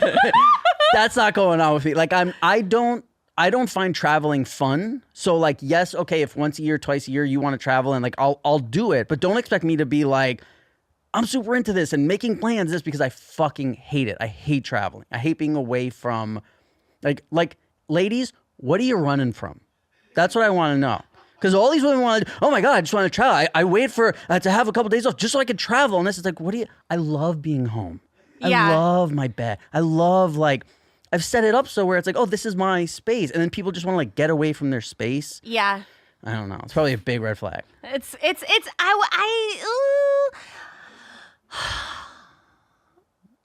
don't know if it's a red flag that you like your personal space so much. Maybe if you were in love and wait, you're on a dating app, that's a red flag. Why are you on dating apps? But I'm on fucking Raya. Come on. Yeah, I know. All the famous people are on Raya, we know. Have you ever found anyone on Raya? Oh, yeah. The last girl I dated. Amazing. And how She was long great. did that last? But so I don't have any social media. And like that was something that she said in the beginning. And I was like, oh shit, like that's a big thing to me. Because I don't want to be on dates where the girls like, hold on, I got to take a picture of our sushi for the 500 people who follow me. They think that like people care. I want to be like, no one fucking cares. Yeah. Like about what we're eating. Like, and I think there's like a delusional thing now where like people think that people care what they're eating and care about everything they're doing. And it's like, oh, we have to show everyone. And I'm like, it seems like but I'm an outsider in this because everyone has social media and everyone does that. But as an outsider, it seems very fucking crazy. Yeah. Like that people are like, oh, we're going through like a drive-through at whatever and like show my drink, what I got to drink. I'm crazy. And it's like, you're just like everyone else behind us in this fucking line. Like you got a drink that's on the menu. Everyone else can do, like, what's so unique about it? There's nothing unique about what you're doing right now. It's that they're holding the Coca-Cola. Right, and it's like, oh my God, I got the, like my mocha frap. It's like, ugh, and it makes me, so that I just decided, like, I'm not dating. I'm good now. How long has it been since you've had sex? 8 months, maybe. Wow, so Something you've like really that. gone a long time, and you don't drink alcohol? No. Do you smoke weed? I'm not like anti-smoking weed, but I haven't done it since like, 7 months, 8 months. But like if it hits me, like if I'm like my last time I did, I was like at my friend's wedding and we were on a beach and it was like 2 a.m. and like the fucking Milky Way was above us and like the bioluminescent and I was like, yo, this is a time. Like I'm with my best friend. Like I was just his best man. We thought about it for I was like, and his wife, and it was so amazing. And it was like, this is great. But then like if I smoke weed just like sitting on my couch, I feel like a piece of shit. Because I did that for 20 years every day. Right. What do girls think when you go on a date with them and then you tell them that you're not having sex? Oh, no, that's not like if I went on a date tomorrow, I'd be like, if I'm into the girl, we'll have sex. Like, I'm not having sex. It was for that year I wasn't having sex. And then COVID hit. So it became like 2 years or some shit. Like, it was, wow. It was and it just like, and it went from a thing where like before that I was like, I can't go without sex. You know what I mean? Like, I need, like, it was something that I thought I needed. And then like, I just wanted to, I was moving to Vegas for the second time, but sober just to play poker. And I was like, since I'm going to be there, like, I'm not going to find any girls in Vegas that we have common interests right now because I'm trying to like change my life and get better and do all this stuff. So I was like, I'm just going to work out every day. I'm going to meditate. I'm going to like try and change my life. I want to like learn how to cook and like just, Yeah. I've thought about that, because they say that it's like, it's good and it's healthy to like have that time for yourself and like try to be a whole person and like really work on yourself. But if I did that, I'd be 40. How old? You're 39, 38? Get off my set. You just said Leave. it. You just said if I didn't have sex for a year, I'd be 40. Sorry, I know simple math. I'm 35. Okay, I would have guessed even younger. It would take Really? Yeah. You're good. Thanks. Yeah. And I haven't even done this shit in 9 months. Man, you're crushing this first date. When I'm in the fucking groove, woo! Yeah. Yeah. I had a friend recently that was at a party and she kept saying how old she felt she was. She was like, I'm so old. I'm so old. And one of my friends was like, how old are you? Like 43? And she was like 30.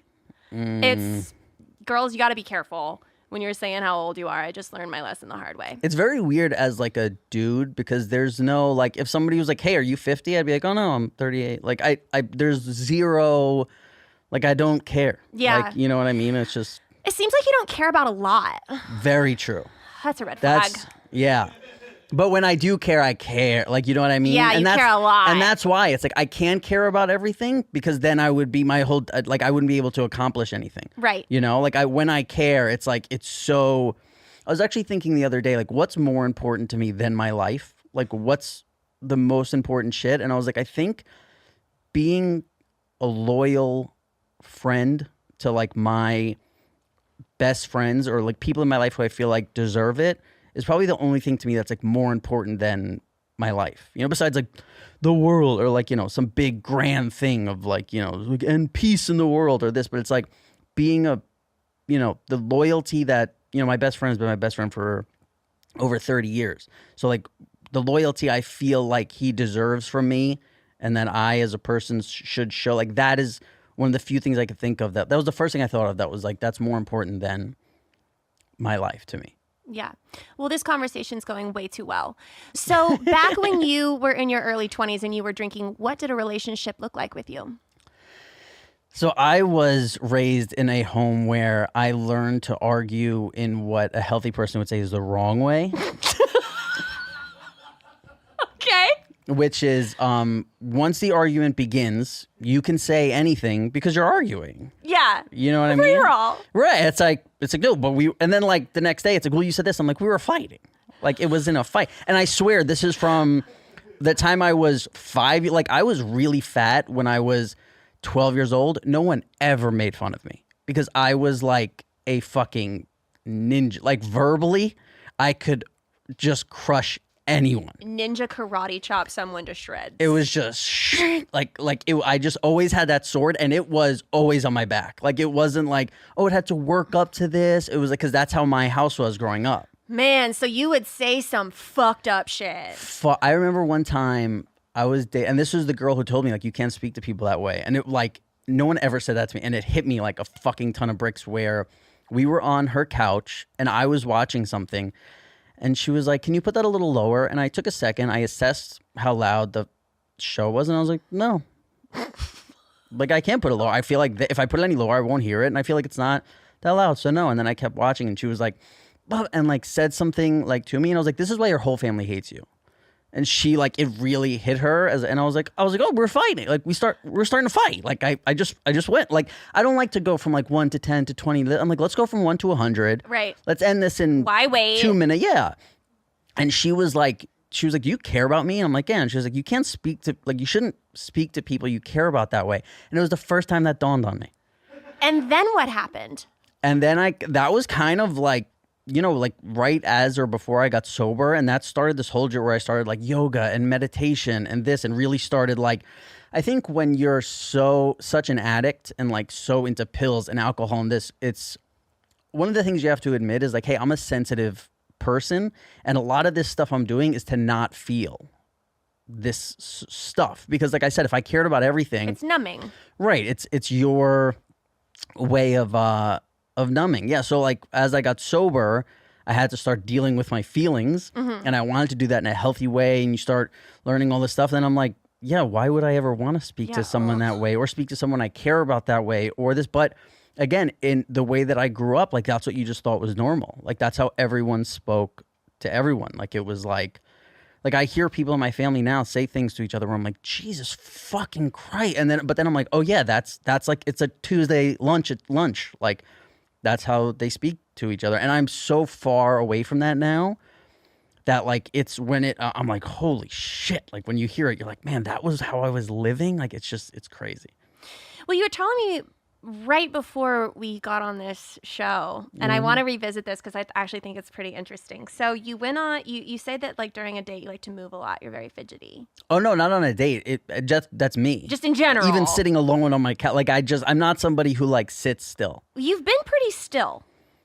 You're also locked into this chair. Right, yeah. And like this is right in front of my face. Like there's not much I can do here. But if I was just sitting here like this the whole pod.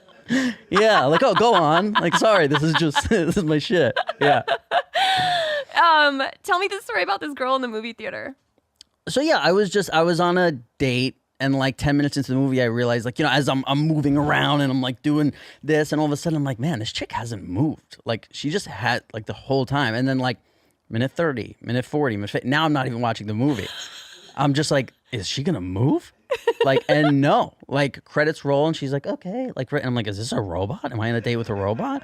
And she was like, but I had actually known her for a while. Like I wouldn't go on a fucking first date to a movie. It's corny, but because you want to speak, obviously. Yeah.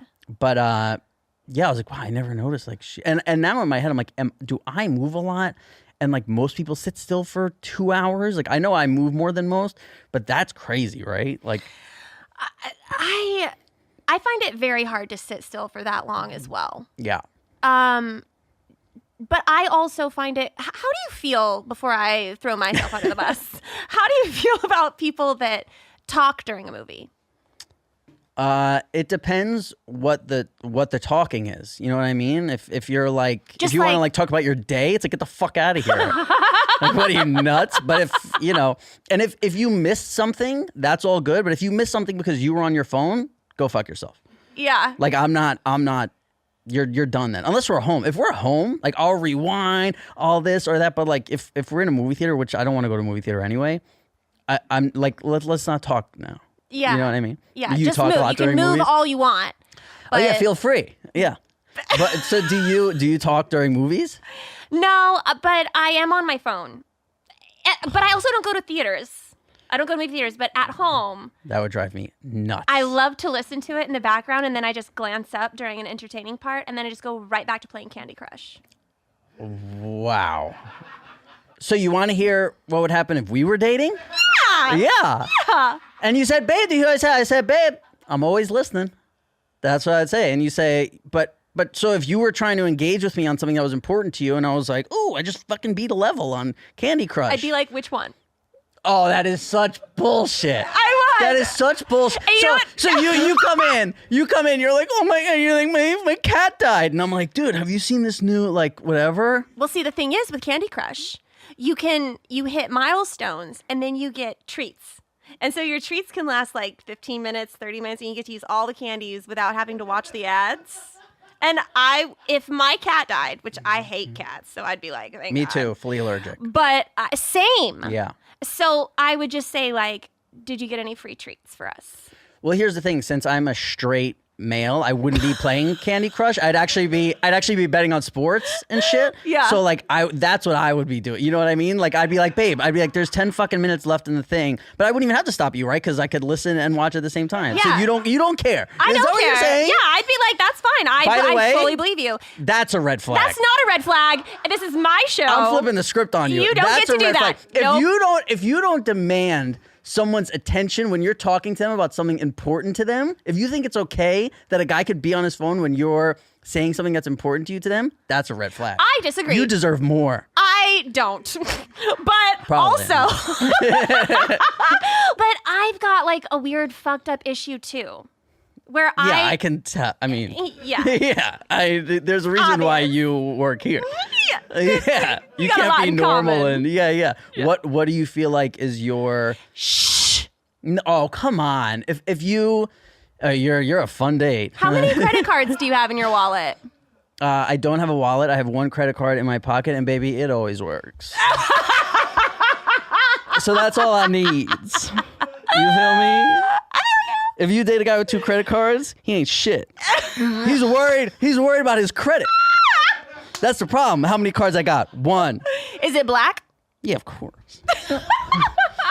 Come on. It's not a black card, but it's black. Okay.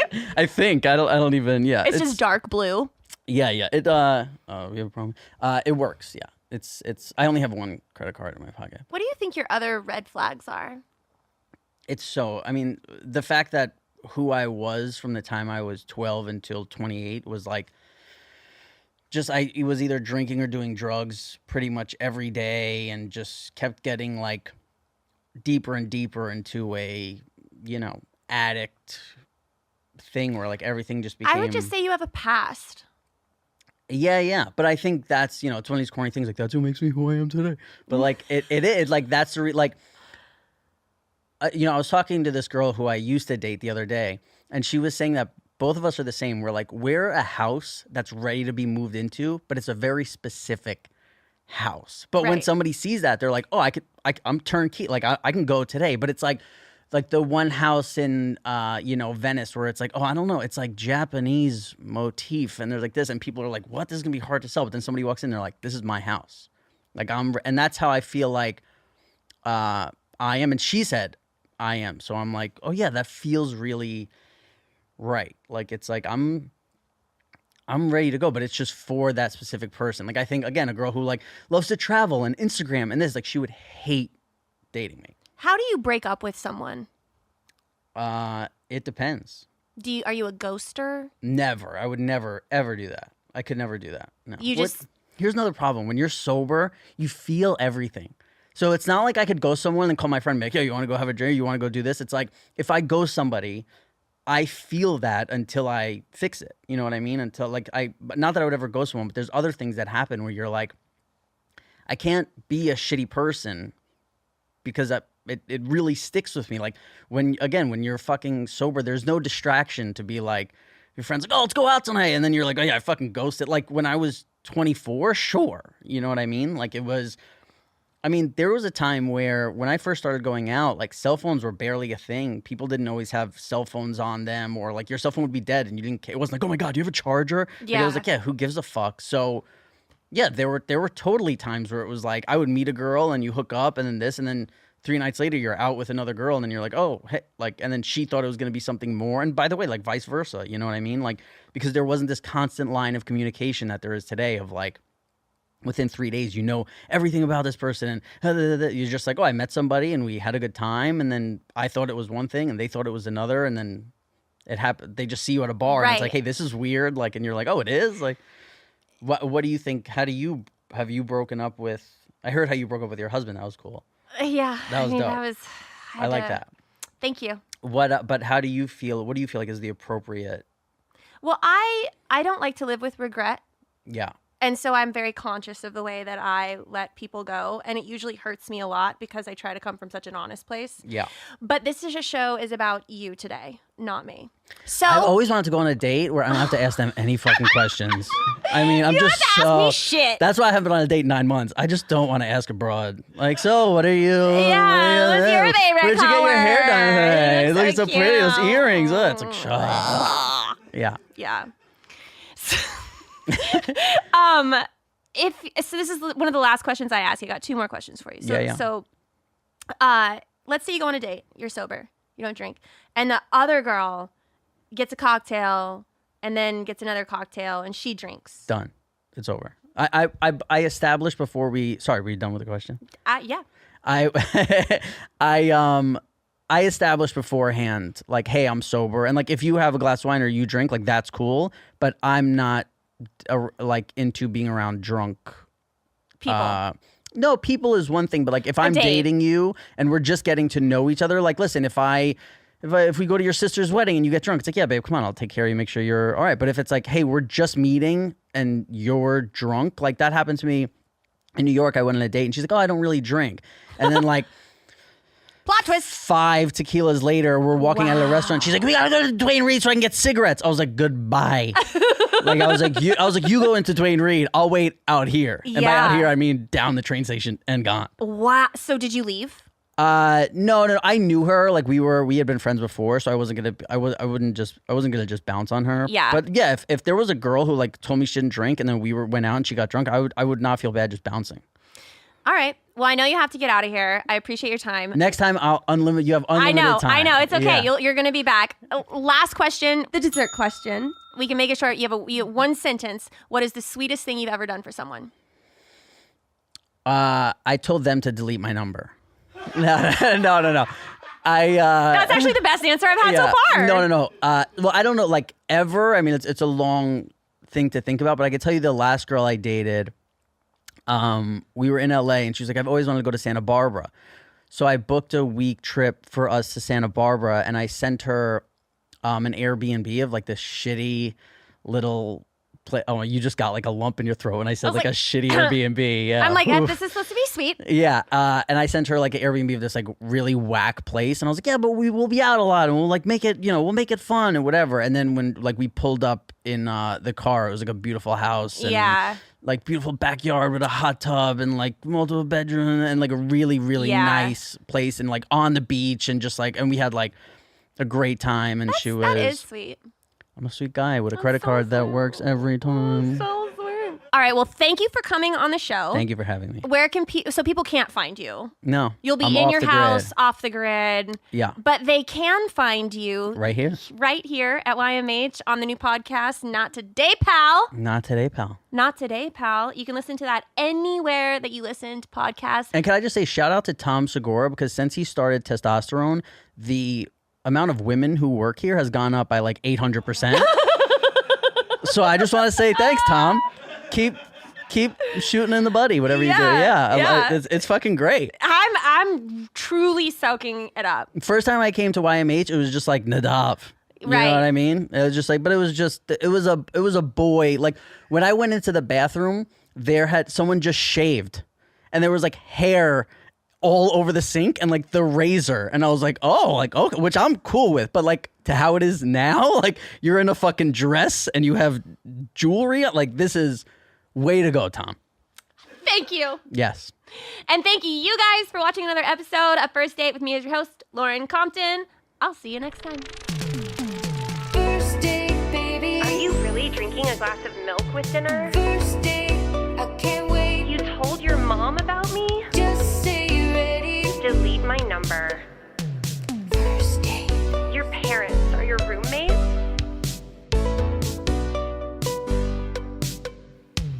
First date. This week on First Date with Lauren Compton, my teeth are real. Your teeth are not real. Damn. It was some powerful sex that night with my eyes tightly shut. Get the fuck out of here. I can't. This is my show. You leave. Get back here! I'm so excited to see you tonight. First date, baby. First date, I can't wait. First date. Welcome to another episode of First Date with me as your host, Lauren Compton. Today, I'm so excited to introduce you to my guest. He's a producer, writer, stand-up comedian. The tension on set right now is insane. There's so much sexual chemistry. I don't know what to do with myself. I am overexcited to introduce you guys to Greg Fixton.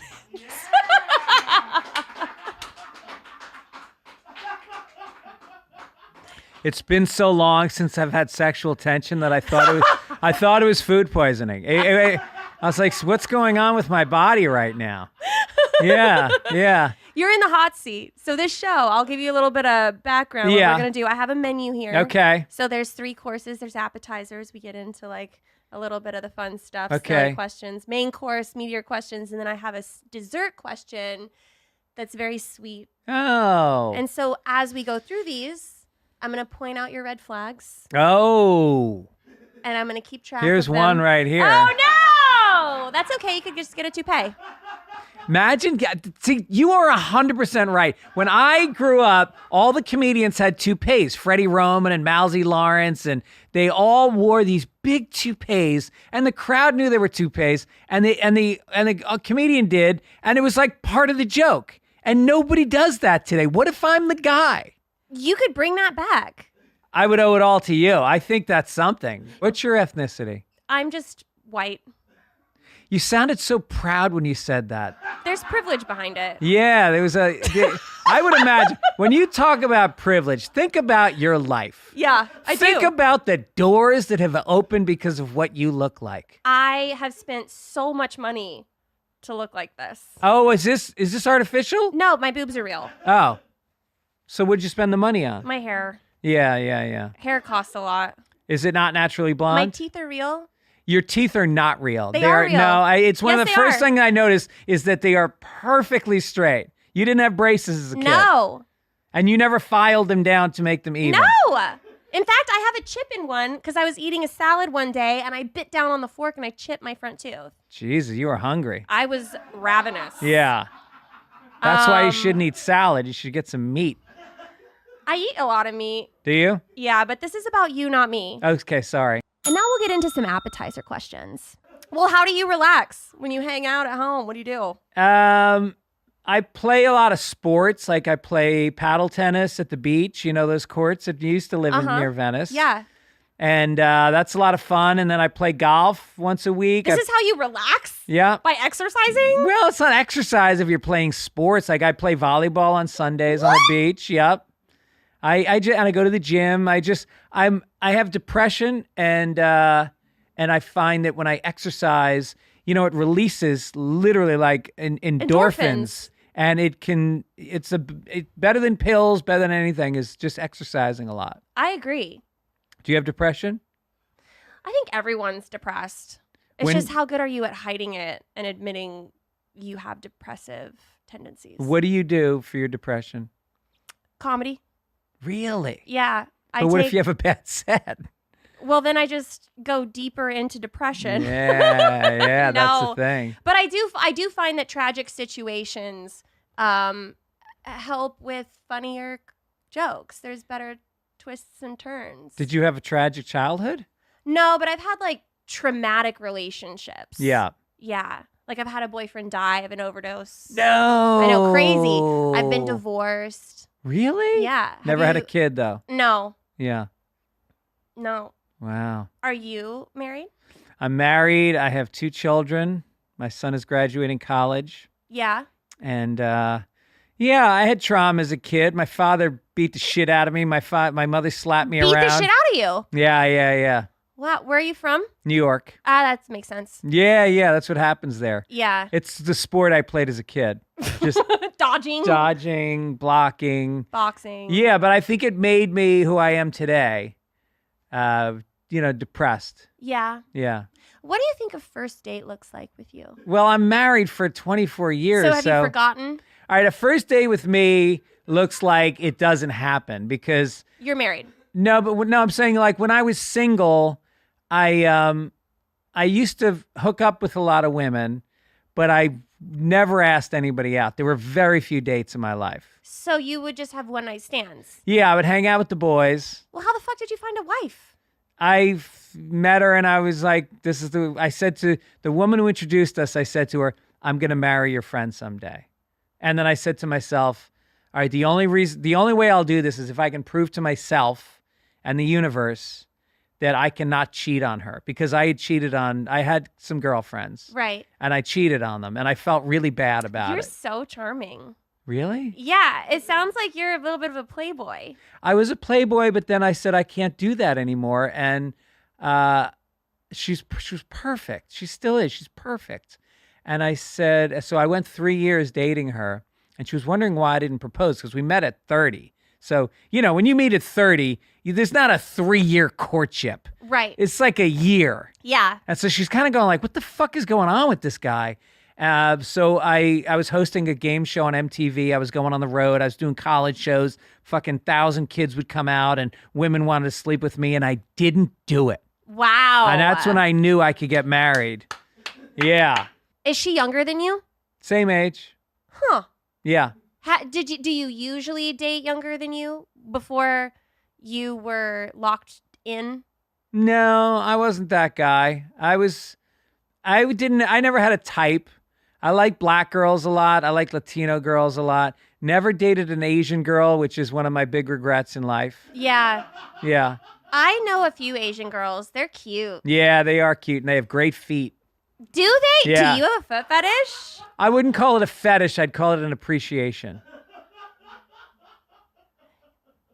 That's the same thing. No, it's not. Okay. A fetishist lays on his back with with leather and licks, and I just admire.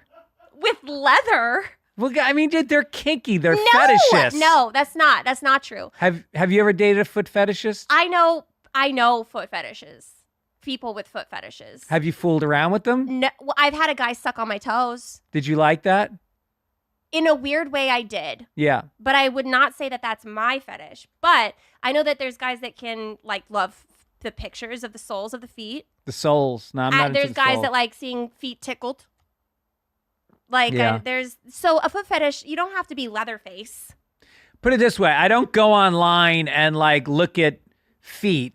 When I walk down the street and a girl's got on flip-flops, you have laced shoes. I have the most fucked up toes. No, you don't. I do. Really? Do you want to see? Yeah. Okay. So I'll show you something about my toes. Okay. Okay. I hope we can get this all on camera. So I'm going to show you a little thing right here. See this toe? Yeah. How it's just kind of even with my big toe? Right. Ooh, that one's giving me the finger. It looks like E.T.'s finger. Yes. It wants to go home. All of my friends have called me E.T. Just on the one foot. I know. It's just, look. Yeah. Look how long that is. Yeah. It's almost like a 7.5. Like my left one is a 7 and my right one's a 7.5. Whoa. You could suck on that one toe all by itself. Yeah. Like a lollipop. So. A toe pop. You know what I mean? Yeah. We're going to get into some main course questions now. Do you care if the person that you're dating is religious or of a different religion? No, that's fine as long as they have good feet. That's amazing. Do you have good feet? Nah, they're all right. They're all right. A little pale. That's a red flag. Because I don't go barefoot a lot. I play beach volleyball, but I put sunblock on, so they never really. You have farmer's feet. Yeah. Did you ever use a joke as a pickup line to pick someone up? Oh, yeah. What's your favorite one? What was my pickup line? If I told you you had a beautiful body, would you hold it against me? That's a good one. That's good, right? That is a good one. Yeah. Because you're giving the compliment, and then the joke is funny enough that it's not creepy. Right. Yeah. Did it ever work? Oh, yeah. No, I was good. I was good in my day. I mean, there was a lot of alcohol involved. You hear... Yeah. Liquid courage. Yeah, there was a lot of liquid courage. If you went on a date and it was bad, what's your exit strategy? Me and my friend, when we were about 14 or 15, we used to go... I grew up in New York, and we used to hang out in this mall in White Plains sometimes, and we'd meet girls. And we met these two girls, and we were high out of our minds. And we asked them if they want to go see a movie. So we went to the movie theater in the mall, and there was a movie called Cruising, and it looked kind of sexual. And we were like, let's go see this. So the four of us walk in, and I don't know if you know the movie. It's Al Pacino, and cruising refers to gay guys in dark alleys cruising and having sex with each other. Wow, I did not know that. Yeah. So after the second gay sex scene, we went to the bathroom, and then we just left the mall, and we left the two girls in cruising on their own. So you'll just straight up ditch someone. I've ditched. Yeah. That's a red flag. Yep. I've only left a date one time. How'd you do it? I just got up and walked out. You did? Yeah. Did you say I'm leaving?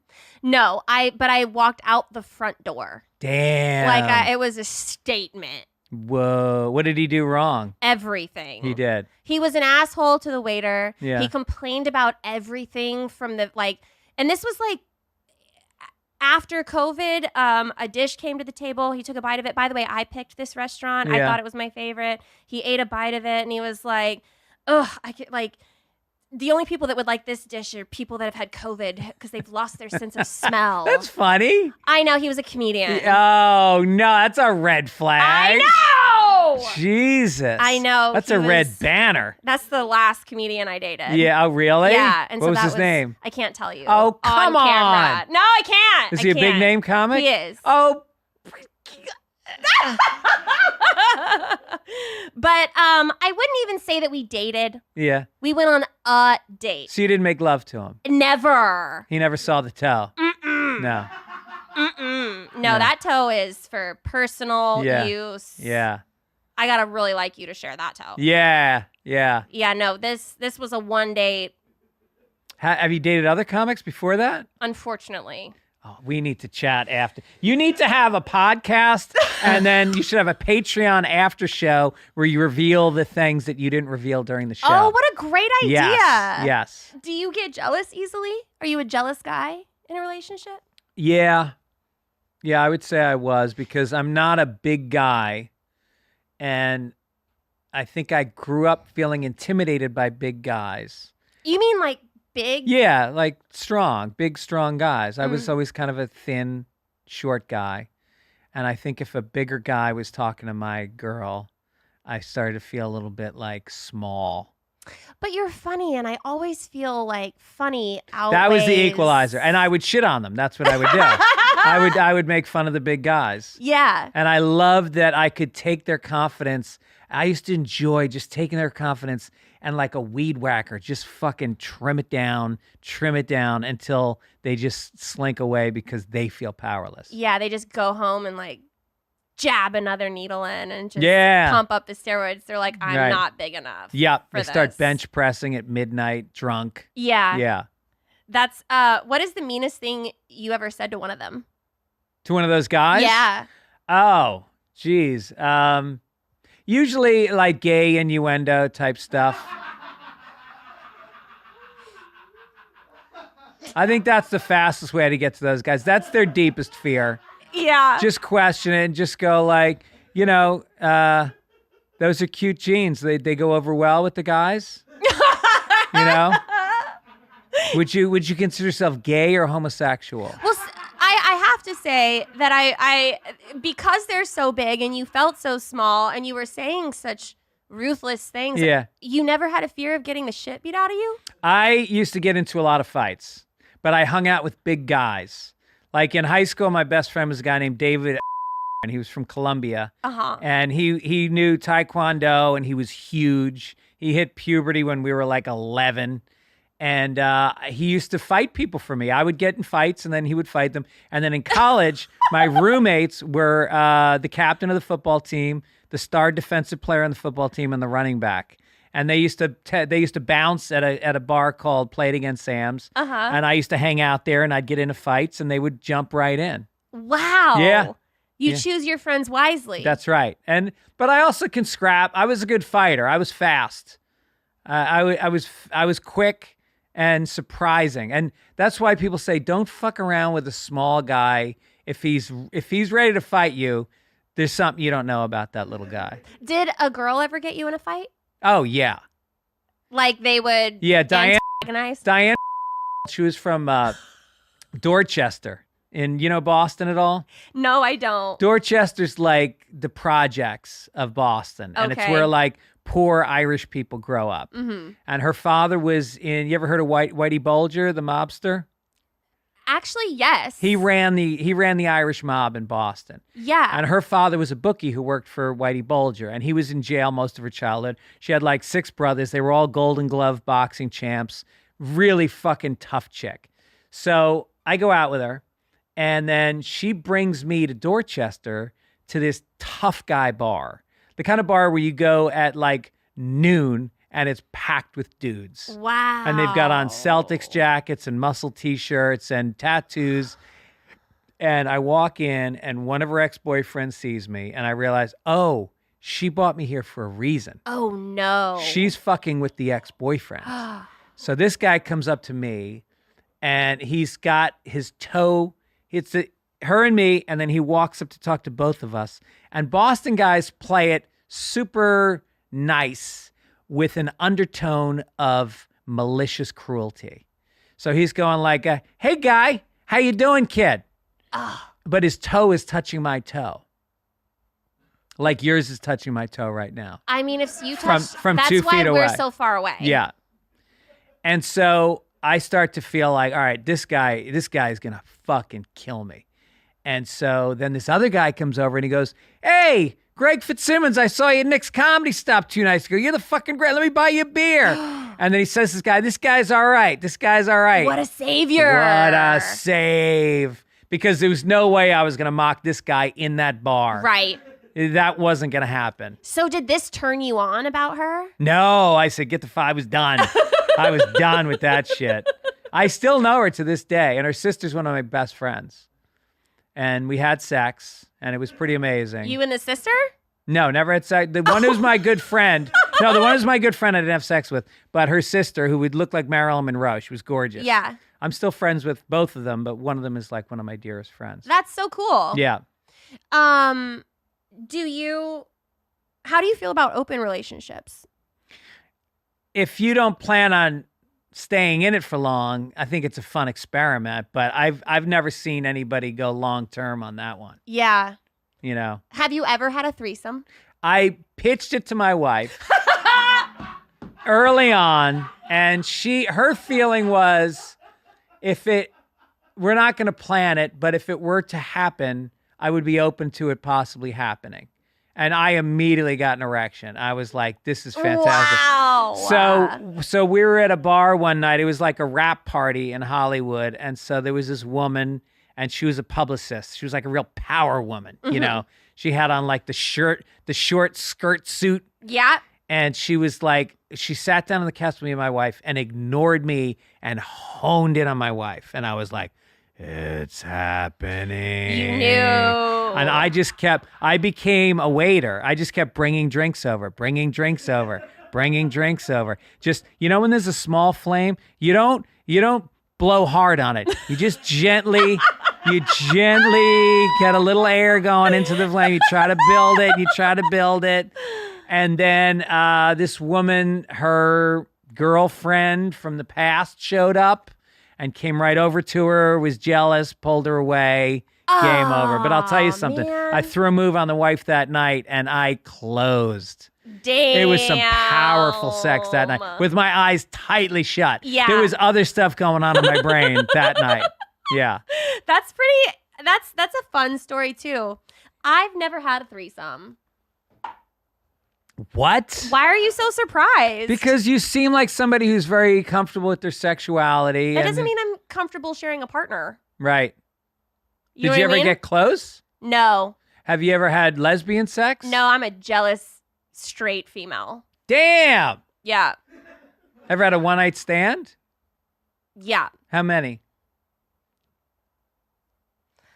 Well, I got divorced. Yeah. And I had like 10 one-night stands in a row. Did the guys all try to call you again and you ghosted them? Yes. Yeah. Yeah. And it was just out of revenge. It was a revenge 10 days. Yeah. Yeah. Damn. But never a threesome. I've been a whore, Yeah. but never a slut. You got it. I like that. That might be the name of the podcast. Whore, but not a slut. Yeah. Yeah, that's Yeah. good. I hoarded out once in my life. Have you done nude photos at any point? Oh yeah, I've been on the cover of Playboy. Get the fuck out of here. I can't. This is my show. You leave. I'm going to get the Playboy. Get back here! Who's got the Playboy? He got up and left. That's a red flag. Wait a minute. So you did the full Playboy spread? Many 4 of them. No way. Yeah. Have you done porn? No. Okay. What about like OnlyFans type stuff? Oh yeah, I have an OnlyFans. What do you do on the OnFans? Are you fully nude? Yes, but I work with my Playboy photographers. Yeah. And then I release series of like, it's basically my own version of Playboy magazine, but I sell the high-end photos that you would buy in Playboy on my own site. Oh, so it's just stills. There's no video. I do some video, Nude video. like behind the scenes. Behind the scenes. What So does that I mean? have my photographers shoot me, and then I have videos behind the scenes. Cheers to you. That's amazing. I mean, I like it. I mean, as a were you a Baptist growing up? Uh-huh. Are your parents aware of what you do? Yes. And how do they feel about it? Well, I have a tattoo of a kiss on my left butt cheek. Yeah. And I did a big TV show for Playboy, and my parents humiliated me by watching it. Oh. And the only question my dad ever asked me was, is my tattoo real? So you know that he saw your body. Yeah. It's really weird. Wow. Yeah. It's Hey, look, I got a strange. daughter, and at a certain point, she said to me that, what if I became a stripper, Dad? And my first reaction was like horror, and then my second reaction was like, You get 20%. I get 20%. No, I really thought, like, let her embrace her life, and whatever happens with her life, she's a confident woman, and she's in control, and whatever she chooses to do, I would support it. Yeah. Well, I admire that. I think that's great. That's like good positive vibes. Yeah. But I know that I won't be on OnlyFans forever. I Yeah. probably won't even be on it for much longer, to be honest. Really? Yeah. I want to move out of it. Yeah. I only did it because there's so much. I got exploited so hard in Playboy. Yeah. And even though I got paid well, I definitely didn't get paid enough. Right. And so I got on OnlyFans just because a girlfriend of mine made $1 million a week. What? And I was like, there's girls that make over $1 million a day. And Wow. yeah. And so I was like, And she was like, you should just try it. Just get on there. Like, just see like what happens. Yeah. So I did a couple of professional photo shoots, and then I published them, and I did very well. Did you make $1 million? I cannot disclose how much money I have made. You're on smiling at us, so you've made more than $1 million. that. I've done well, Good for you. but I don't think I'll be on it forever. I think it was more of a test just to recoup some lost time, Good. lost funds. And it's tasteful, or is it like is- split? It's not split wet there's beaver or no, anything. No, there's Yeah. no spread eagle. Yeah. There's nothing sexual. Yeah. It's just photos. Just arty shots. Yeah, beautiful, fully nude photos. Why am I even asking? I'm going to be looking at them in the Uber ride home, if not on the way out the building. But this is how I know about the foot fetish. Yeah. I've had people ask me questions about Uh-huh. the bottoms of my feet and stuff like Yeah, that. right. If you were single, would you ever date a girl on OnlyFans? Fuck yeah, of course. There's a few people that feel like it's just slutty and gross and not a like a reputable girl would never do that. That's like going, would you date a guy who's an athlete? Like, they're doing something that is attractive to people, and it's definitely very like, it's very much like, hey, look at me. Yeah. But it doesn't cross over into their morality. Right. My last question, do you Last, this is the end? we're hitting the end. I know you're having so Really? much fun. Do you want to stay? Oh my God, yeah. How do you tell a girl she's getting Excuse me. Sorry. My mic fell. It was trying to motorboat.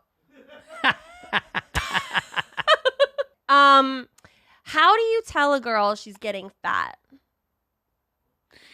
You plan a lot of outings like hikes and aerobics classes and visits to healthy restaurants, and you don't ever tell her, but You imply. You the other thing you do is you stay in good shape yourself, yeah.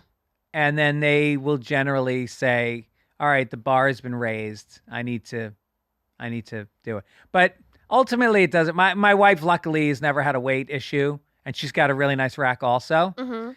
And it stayed good. I mean, you wouldn't believe it at her age how great her breasts still are. I do believe it. If this is the woman that got you to stop cheating, Yep. I believe she's in impeccable shape. Yeah, she's in great shape. But I'm also going to give you a red flag because you have thought about that question for far too long. Yeah. You knew the answer to that before Well, I mean, I swiftly. think it's unfair to expect somebody to be totally okay with their significant other gaining a lot of weight. I think, agree. Because I think it's not just visceral. It's not just physical. It's an indication about how they're feeling about themselves. Mm-hmm. And when you let yourself go physically, a lot of times that's accompanied by letting themselves go spiritually, personally. Emotionally, maybe a Yeah, little bit. yeah. Get into a little depressive state. Right, because I really think that the exercise helps you feel good about yourself. You carry yourself better. You make better choices when you're in shape. Do you exercise a lot? I do. Yeah. I like Pilates a lot. Oh, that's good. And I had a knee injury, so I can't do like a lot of running or Yeah, high I noticed impact. on your Yeah, knee. I got a nice little scar going From what? on. I was an elite gymnast. That's why I was homeschooled. No. We'll talk about that another day. So you, on top of all this, you're flexible as hell. Oh yeah. Wow. Oh, the back bends I could do. Jesus. Do you do those in your photos? No. But you show some flexibility in the photos. I mean, Why am I asking? I'm gonna see. Never mind. I'm gonna see it all in 5 minutes. Okay, dessert question. What is the sweetest thing you've ever done for a significant other?